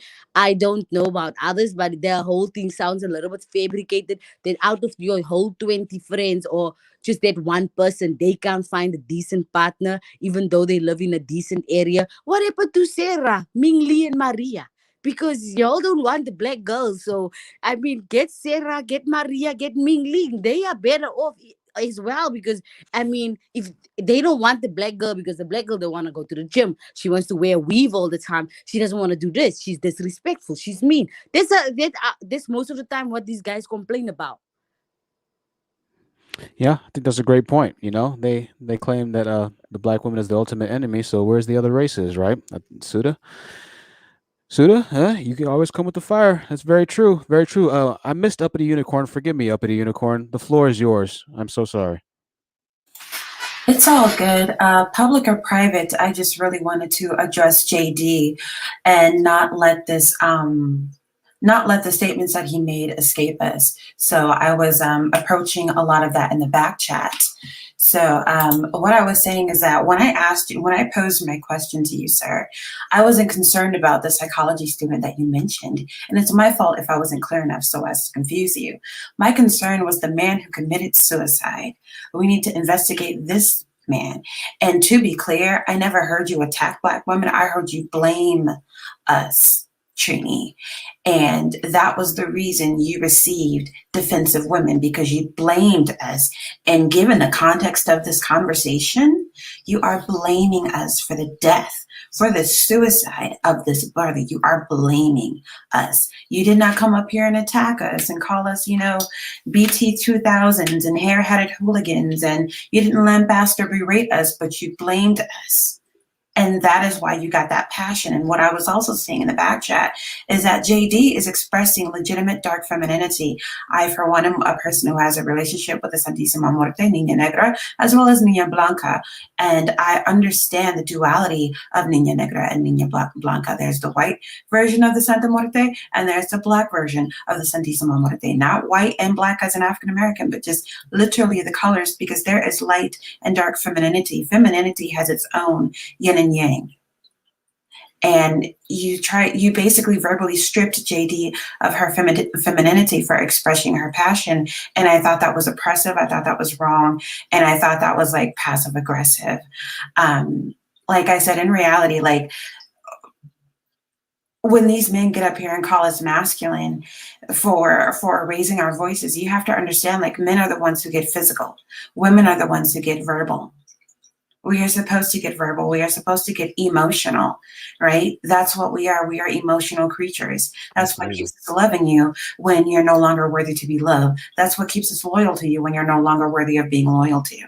That's what keeps us muling in the way that you are denying. And I'm wondering if it is because, like the chat said, you are a first generation Trini. And if you are indeed a first generation Trini, I would submit to you that you have not the knowledge to come up here and tell us what our problem is, and that it would behoove you to ask us questions instead of making statements.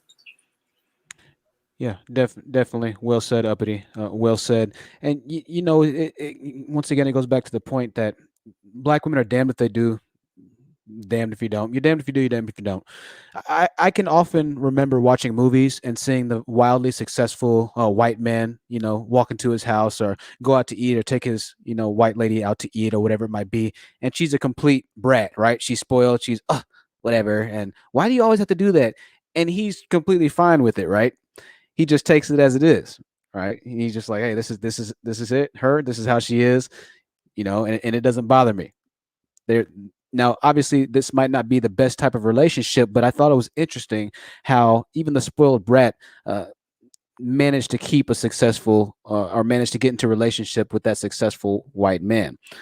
Insert your favorite movie here. I can't think of an exact movie in this case, but white women have the ability to be that spoiled brat per se, to be rude or this or that. It's not taken away from them, right? It's just, oh, she's a B word. It's whatever, right? But black women won't ever have that ability to be a spoiled brat in a relationship, or to uh, like, don't talk to me right now, or this or that. That they don't have that same ability that other races of women have, where their men will just kind of be like, babe, what's wrong? Like, come on, babe, and babe, I'm sorry, this and that. They don't have that ability. They can't even voice their concerns without you treating them as a demonic entity in most cases. And going back to what we said earlier, Trini, you think that you're being attacked. There's nobody here attacking you whatsoever. And I think that even still, it's a powerful statement that you said, because no matter what black women say, as long as it's not, yes, master, I accept that, master, thank you, master, I worship you, master, in regards to her addressing the black man and his indentured servitude that he wants her to provide for him, she'll always be in the wrong. It doesn't matter if she is offering things of legit constructive criticism. It doesn't matter if she is offering solid wisdom and advice, as long as she's not saying, in the eyes of most black men, especially black men who do make money, as long as she's not saying, yes, master, no matter what comes out after, how solid and how true or how based in logical reasoning it is, in that black man's mind, it's going to be seen as pushback. It's going to be seen as arrogance. It's going to be seen as the angry black woman, because the black man feels that he is God and should be a God complex type entity in her life, for the simple fact that he, once again, is doing what a normal person in America should be doing to begin with. They're damned if they do, they're damned if they don't, man. And I know we're getting on to you a little bit, but unfortunately, this is the truth and the reality that they live in. Uh, Women, as Uppity Unicorn said, are emotional creatures. I can tell you this with a lot of experience, but that's what makes them so awesome. They're the yin to our yang. When a lot of the times you are more hard or rough around the edges, a woman is there to balance you out and to offer a more sensical or emotional perspective on things.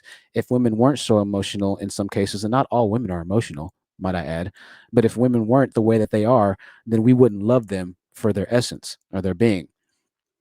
And so I think that the expectation that men like yourself, or your friends rather, have is a bit off, going back to that level of elitism that they exhibit. And there was a question that one of the commenters had. I can't find it right now, but Trini, she wanted to ask you, if you are happily married, then how is it that you can't find suitable wives for your friends, Trini? And I thought that that was a good question. And so I'll ask you that. I'll let you answer. We'll bring a couple more onto the panel. Biddy Boomba's been waiting for a long time. Kier, I see you in the background. Thanks. Okay. Uppity, yes, I am a. I'll address them in kind of the order that I heard them. Uppity, yes, I am a first generation American. I speak to those points based off of experience. I grew up in the hood with a lot of these said men. Um, I've experienced what they've experienced. I was thrown on the ground with them. I was racially profiled with them. I was put into situations where I could have been killed for no reason from them. That's where I come from. I am not a scholar on African American studies, but I do understand that, we all give to our culture from the diaspora. The Africans helped the Caribs. The Caribs helped free the Americans, and the Americans can now help free the Caribs and the Africans with our dollar here. To some of the ladies' points with my friends, I coach, mentor a lot of these men. I shouldn't be in spaces that I should be, so I put it on the wood. A lot of people wouldn't go and talk to these men, and yeah, be in the spaces that I'm in. Um, Dangerous areas, but that's home to me. Not trying to be dismissive or what have you. I'm just answering it honestly. in regard to me help a lot of the persons that I meet that might be in my circle. Sometimes they're of a different race. A lot of these guys want black ladies. This is what I hear. I do help coach them. Some of them have success, uh, but a lot of so that's why I'm here. So I can help cultivate myself and bring back to what bring back and listen and don't attack. And sorry for some of my language and how I might come across or what have you. Um, but that's where a lot of that is coming from. Sorry if I'm not meeting all the points, but I don't want to ramble. No, you're fine, bro. You're fine. I know we're throwing a lot at you. Biddy Boomba, did you have a question that you wanted to ask Trini? After that, we'll go to Loren, then to JD again, then to Suda. Biddy Boomba, you're up. Yes, hi. Hi, Trini. My question was, it seemed as if um, you were putting the responsibility of the community on Black women, and that could be simply my interpretation. I'm sorry, can you guys hear me? Because Yeah, we hear you. okay, good. So, so that could be my interpretation. Um, I've just heard it a lot. I was not kicked off. My Sorry, phone Biddy. died. So I didn't get a lot of what you said, but it seemed as if um, there was an expectation of Black women to be the leader and also be submissive, which is oxymoronic. You can't do both. I can't drive the car and be in the back seat at the same time. It's impossible. So I personally believe a lot of Black women want a plan. They're very hopeful. Like Black women have been holding out for this master plan of revolution, of anything. Like it's very sad because when it comes to Black men, you can be thrown scraps as Black women and we'll take it like anything. And it's come to the point where Black women have realized, oh my God, he is in a car going 100 miles an hour, headed off a cliff, and I have to try to wrestle the wheel away from him. I would like to say to Black women, no, just bail out. Get the fuck out of the car. Don't try and fight this man who wants to go off of the cliff. I personally wanted Black children. I'm fair skinned. I didn't want children who looked white. I think a lot of Black women, perhaps, I don't know, can relate to that. But I also don't want children to be born in the fucking ghetto. I don't want that either. So if it's a choice between having Black children and birthing children into poverty, bail the fuck out of the car. Just get the fuck out of there. And Let me stop you, Biddy. Did you say you want children that look light? no, I don't want children that look light. I just wanted Black children. I'm Black. Okay. I'm light-skinned, and so if I was extremely dedicated to the idea of having children with Black men, so my children didn't look white. That was the idea floating around in my damn limbic system, and I never expressed it to myself. Okay, Biddy, I'll stop you there. I don't want to make this about skin tone. I think that's a pretty irrelevant topic to kind of discuss there. And so I'm going to go ahead and just take you down for the time being. I'm not sure exactly what point you're trying to make, but I'm not understanding what you're saying there. skin tone is completely irrelevant to the discussion at hand. So, Carrie, you're back up. Um, once again, skin tone is not a point of discussion. I'm not understanding you right there. Anyways, moving on with more enlightened conversations. Who did I say was next? I think JD was next. Loren, you haven't spoken in a while. I'll let you go, Loren, and then JD, you can go right after. Yeah. Well, I just wanted to go back to the guy that originally took his life, and like I said before about the problem being a lot of times it's mental illness, and it's men that have very low self worth and low self esteem of themselves, and part of the problem with the manosphere, well, actually, the hugest problem with the manosphere is that they teach these war tactics. They teach these like strategies, and they encourage men not to be themselves, not to do things that are normal.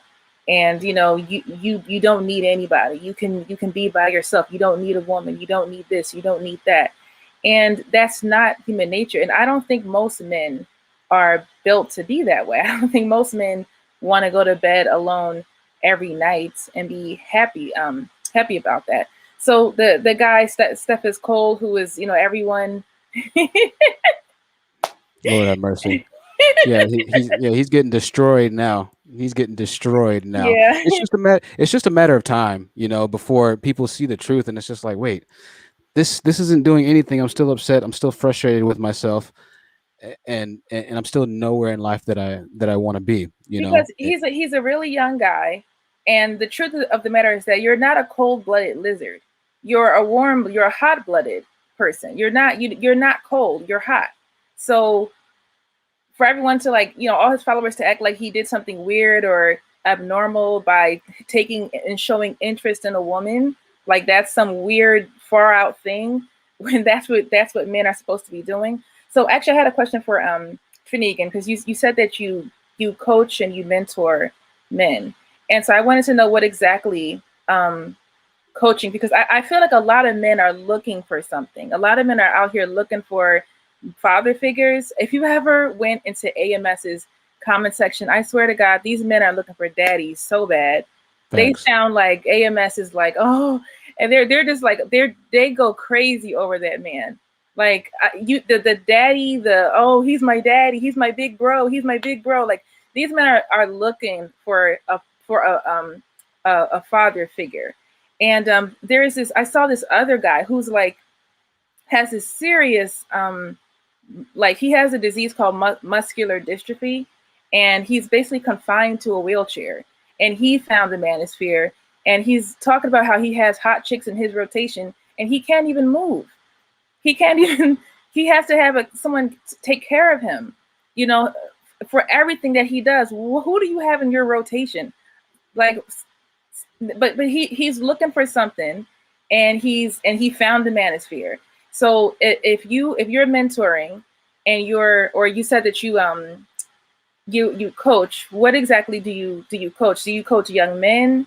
Is it like a relationship type of thing, or what is it exactly that you do? Okay, sure. I coach on the corporate level sometimes, I train people, what have you.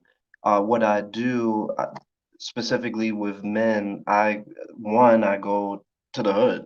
I'm from the hood. So I go to like a basketball court with like 20, 30 dudes that probably a lot of people wouldn't walk down to. But because I'm from there, these guys know me, so it's no fronting. So that's why corporate America doesn't faze me, because I come from that.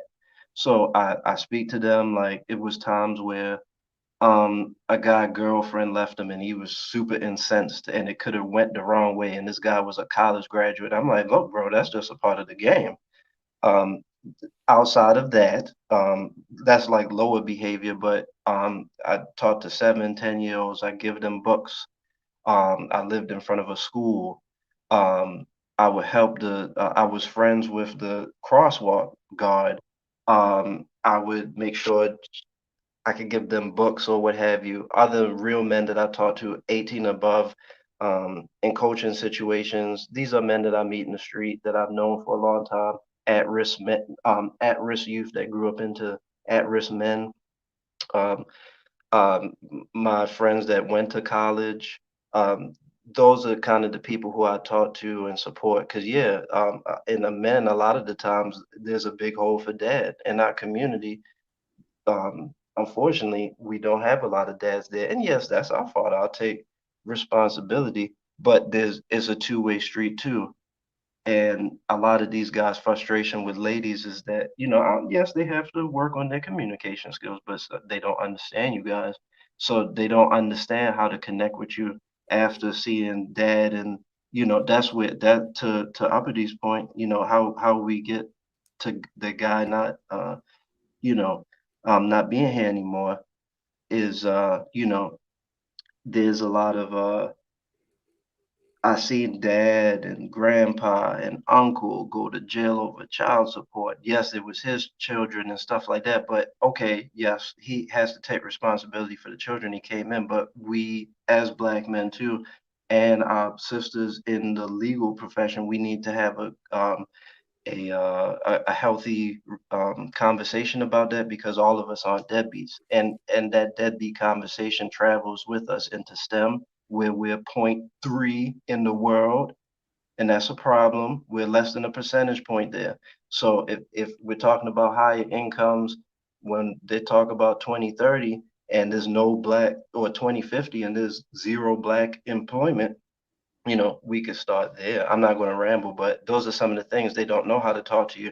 They have expectations of like, I literally just, I, it's a blessing to make 18. I'm around those guys, and so yeah, it's a lot of hurt and trauma there, and I lead them back there, but they need to understand how to speak to you guys, and we need to kind of understand how to speak to each other again. Just my opinion. That's all. Well, I think that's great. I think that that's good that you're giving back to the community. I mean, it sounds like you're doing everything right. It sounds like you are the jack of all trades. And if you're doing everything that you're saying that you're doing, then by all means, I would have to give you your props and respect where respect is due.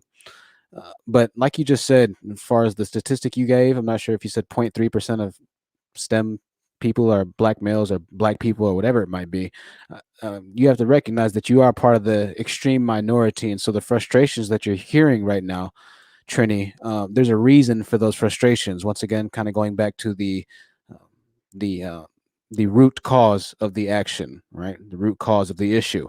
And so I know when you first got on the stream, you were kind of more on the blaming side and more on the victim side. But the more you talk, the more explanations you give as to who you are, what you represent in the community, and just how severe of a minority you are. It seems to me that a lot of the outcries and a lot of the problems that Black women are telling you that they're experiencing in the community are justified. You know, and and that's why I made this channel. That's why I made this channel. I made this channel is because I saw that there was a justification in the rhetoric of Black women. I saw that their frustrations were justified, that there was a need for it. I saw that I fit into their frustrations against Black men at a certain point in my life. And so until brothers like you start to hold other Black men accountable and keep doing what you're doing in the hood, we're not going to see any change amongst Black men, And so I know that you said you felt like you were being attacked, but there's a reason that you're being attacked. And I like to kind of use this as a metaphor in this case. Very few people just get randomly attacked for no reason. Usually there's a cause of that attack. Now, it might not be a cause that's worthy of attack. Obviously, we don't want to excuse harm of anybody, but you have very few murders that just randomly happen. There's always something behind that murder that caused for that action to be had against that person, whether it's justified or not. We're not just trying to excuse murders, but very few random murders ever happen where they're just like, well, we can't explain it, think of a reason why this person would have gotten shot and killed in the middle of nowhere. That just doesn't happen that much. And so there's always a reason to the action. And right now you're hearing the action because there is a reason, right? So we're going to start to wrap this up a little bit. I know we went kind of a lot of different areas on this stream. If you are asking, like Abdi was asking, how this relates directly to the young man that took his life, if you're just now joining, I see that we still have a decent amount of people watching right now, then you will have to rewatch the stream from the very beginning to get more information on that subject. We're a little off of that beaten path right now. But what we're going to start doing is adding the final says, and we're going to wrap this up. We're 3 hours and 10 minutes in. We're going to plan for the next live stream. Also, stay tuned. I'm uploading the next night talk as soon as we get off of this live stream. So stick around. I think it's about 10 minutes long, and it'll kind of talk a little bit about this issue in some ways, but more of the last stream that we covered. So last words, Loren, and we're going to go in order on the screen here. Loren, it was great to have you on again, once again, and I can't wait to see you on the next one. Thank you for being here. I'll leave your final words for you. Yeah, I just wanted to say, like, I think it's really great that you have that mentoring program, because I don't think it's not healthy for men or women, but especially men, to take the experience of one thing that happened, especially with one person, one girl, one bad something happened, and they carry it throughout life and make it a part of so many of their decisions. So I hope that I hope that a part of your program is teaching men how to heal and how to, like, move past a mistake and move past a bad outcome, and not to blame everyone else for something that happened to them, because the whole world is not responsible. You, with that one person, might have something, it didn't go well, but just men have got to learn how to heal after one bad thing, and not find outlets like the Manosphere, where they're getting all this terrible, horrible dating advice, and then you end up like the young man that ended up taking his own life. Absolutely. Those are my final words on this one. Thank you, Honest. Thank you, everyone. Thank you so much, Loren. We'll see you on the next one, okay? Okay. All right, bye-bye. All right, that was Loren, CEO of Unique Boutique Candles. We'll drop the link again. Trini, you're up next. Truth, I'm sorry. See, I'm being a good dad because my son just woke up asking me. I'll be right with you, big guy. So, Truth, I really appreciate you. I found you really off of a random thing, okay? And you're doing a good work out here. There's a lot of people that could benefit from this. You're helping women, Black women, and I appreciate you. Ladies, I really appreciate you. Whether you agree with me or not, I really do. Because thank you, because you didn't have to share. You didn't have to talk to me about your experiences, and I really appreciate that. I'm not your enemy. I tell Black men, they're not your enemy. Black women are not your enemy, and the same way. And I agree. We need to heal. A lot of the trauma is just at such a level when children are dying and people are going to jail and they look like us, and then when we go out, it doesn't look like we're worth a damn before we even open our mouth or get to present who we are. But we keep trying. We have healthy spaces like that. There's a chance for us, and I wish you all the best. And I really, really appreciate this opportunity. Yeah, no problem, Trini. I appreciate having you on, man. And it's always a good time, even if we disagree. It's always a good time. So thank you for your maturity and thank you for your time. I appreciate that, and hopefully we'll see you soon. Okay. That was Trini. Always good to have some pushback. As long as it's healthy pushback and conversation, that's what makes the channel great. Opens our eyes to the realities that we face inside of the Black community. JD, I appreciate your time. I know you've been on wait and hold for a long time. I'll give you your final words.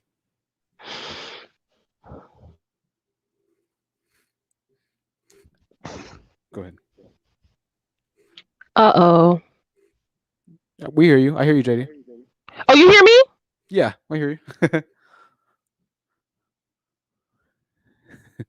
JD's experiencing technical difficulty. You unmuted yourself and then muted yourself again, so you're muted right now. Can you hear me?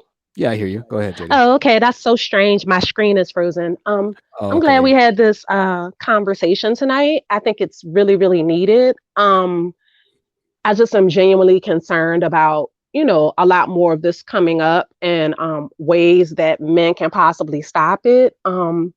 Honest truth, I just really appreciate you being a safe space for women.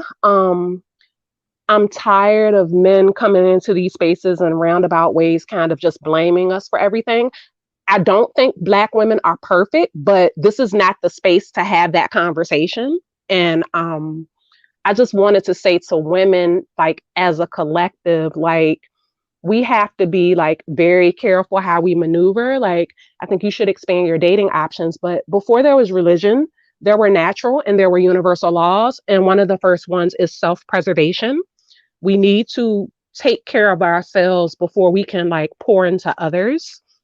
And that's very, very important. And we need to learn how to establish very, very firm, strict boundaries. We need to do shadow work. We need to think about the things we do and don't want in long term relationships beyond like the physical and material, though those a facet of those things may be important. And I just wanted to say that like I love you guys. I think this platform is valuable. And we'll speak soon. Good night. Definitely. Thank you so much, JD. Good night. We'll see you soon. Bye bye. That was the wonderful JD Bailey. Always so well spoken. Love having her on the panel. Can't wait till we see her again. Suda Africana Mami, I know you didn't get to say too much. Hopefully you can cover some more ground. I'll give you your last words. It's okay, honest truth. Thank you for having me. I just wanted to say what like piggyback of what Apathy said earlier. Maria can throw these guys with salsa extra jalapenos in the face, right? Ming Lee can drop kick them. Then Sarah's father can chase them around with a shotgun, and they would never lose their femininity. But us, we can raise our voice just one time. Oh my God, you're so masculine. Where's your feminine energy? It's true, but one thing about black women is damn if you do, damn if you don't. So I feel like let's just live our honest truth, you know. Nobody's gonna stop us. Nobody. So what if these guys feel like you are being masculine? You know your reasons, and it's okay to have a little bit of masculine energy, especially if you are being disrespected by somebody else. I'm almost positive you guys would never disrespect a male just because you feel like it. I know there's always a reason behind it. However, I wanted to end on this though. Um, in all honesty, with what we discussed earlier with Renegade One, um, we should do our best as women to try to prevent another renegade from happening. With that being said, just be kind to everybody. I know not everybody deserves your smile, ladies, but sometimes your smile can really change a person's perspective, their whole outlook on life. And we never know what the person is going through unless we actually, and we always find out after they have passed. You know, it doesn't matter whether you're getting gas, whether you're buying some milk at the grocery store, whether you're buying a coffee. It won't kill us to smile at somebody. Maybe it will be the same renegade that that's going through the same thing and think that all women are horrible and ruthless and just out to get them. And I feel like maybe we should just do something at least, to give some of these males out there that have lost all hope in having a loving relationship, to show them that there is still there is still hope, and there is still a rainbow after a storm. Regardless of what people may tell you, there may not be a leprechaun with a pot of gold, but I can promise you guys, there will always be a rainbow after the storm. And thank you for having me on this panel. And I hope to be back again when we do something as great as this again. It's always an honor, Suda Africana Mami. Wise words always spoken by you. Very practical advice. And I thank you for your time. And hopefully, yes, next time you will be able to join us. You're always welcome. Thank you so much. Thank you. Have a good evening. Honest truth. Thank you too. You too as well. I love having Suda Africana Mami on here. All the ladies on the panel, they offer such a different, unique perspective on things. And when you hear so many perspectives of wisdom and advice, it's like, man, this is really special, dude. This is really awesome. Kiera, I know that you waited a lot. Also didn't get to say too much, but go ahead. You're free. That's okay. Tonight was not a talking night for me. The topic was pretty close, but for those that are in here, to those that end up hearing this, if you do have any type of thoughts the way this young man has, please seek help. Please seek a therapist. Please talk to someone. Please find healing. Please do something. Talk to someone. You should be invested in how your story ends. The way it's supposed to end. It shouldn't have to end early. If anyone in the world is not invested in how your story ends, you should be invested more than anyone. No one is going to love you the way you will. You have to remember that. And also, I would just say one last thing. You can't be feminine in a war zone. Right. Absolutely. Absolutely. I completely agree with you there. Kier, great last words. Hopefully, we'll see you on the next panel, okay? All right. Thank you. You're welcome. Have a good night. Well, ladies and gentlemen, since we have both watching right now, it's been another great broadcast. I know sometimes these broadcasts can kind of take a different embodiment. We can go and travel across many different planes and galaxies at one point, but I wanted to come back in a timely manner for this broadcast because I felt like it needed to be discussed in a timely manner. Ultimately, we covered a lot of ground here. And if you are just now joining, Lemonade specifically, you'll have to rewind and wait till the broadcast and live is reposted. But we do talk about the sad series of unfortunate events that led up to the young man, Renegade One's demise earlier for the first hour and a half. And then we talked about various different aspects and issues that are plaguing the Black community for the rest of the stream thereafter. I want to thank everybody that contributed to the channel. It's always an honor for y'all to trust me with your monetary gains, especially during a pandemic or a plandemic, as some of y'all like to refer to it as. I want to thank everybody for watching. This has been a record again, the highest amount of concurrent viewers we've had, which I think today was 106. The message is slowly spreading. 3 weeks ago, we were barely reaching 50, right? Now we can reach 100 for the past 2 streams. Soon it'll be 500, and soon thereafter it'll be 1,000. All good things take time. Rome wasn't built in a day, but make no mistake about it, it burned down in less than a day. So hard work takes time. Whoever just donated to the Cash App, thank you so much. I just got the little notification. Oh, well, geez. Thank you, Organic Black. Organic Black with another huge donation, $50 donation. Sorry to put you on Front Street, Organic Black. It means the world to have y'all here. There are people who started the stream watching in the very beginning and who are still here right now. That's the reason why people like Trini are finding the stream. It's the reason why YouTube is picking up this stream on the algorithm, is because it sees that people are actively engaging in this content, and so yes, I understand that maybe the conversation didn't go the way that we wanted it to go, but we are gaining new minds. We are gaining new faces. Slow and steady progress, consistency, and quality is the key to success. So y'all are here. Y'all are the grassroots, the OGs of the channel, right? We won't be this small forever. However, I will remember each and every one of your names who stuck with us in the very beginning. The growth is happening. The movement is now. The tides of the seas are changing. We are on the right side of this battle. However, it will be a battle that will be hard fought. I can't thank you all enough so much. Pseudo Africana, yeah, I'm gonna put tea tree oil on it. It's actually, this is my cut. Then the bump is right there. So I just looked dusty. I felt embarrassed. I was like, you know what? I don't want to look dusty for them. Y'all all look so good every time y'all come on stream. I can't do that. I can't do that. Once again, yes, Maya, I do have an email. It's on the about section of my YouTube page. My email is thehonesttruthyt@gmail.com. All business propositions, you are free to reach out or just email me if you want to just talk to me. I'm a human being. And so, especially to my subscribers, supporters, y'all are more than welcome. I've even given out my phone number to people. If you want to just, Eduardo is insane. Don't forget about GME. Yes, share if you can. Share this stream on Facebook, Twitter, Snapchat. Every share that you make directly contributes to growth. It contributes to the expansion of the wisdom shared on the stream. It continues to the expansion of life, literal life itself. People are dying at the hands of the Manosphere right now. I hate to say that, and I'm not trying to joke and laugh about it, but it's true. We're not just using this as metaphorical references. People are literally dying right now. Both Black women and Black men. Folks, this is going to wrap it up for tonight. Stay tuned. Night Talk episode 2 will be posted, and we will be back live in a couple of days. I'm already planning the next live stream. I didn't plan this one too much, and so sometimes you can tell when I don't plan them as much. But having said that, I would not change anything said on this panel. I would not change anything in the entire stream. if I had the chance to redo it. Things happen the way they need to happen, and I love every single minute of it.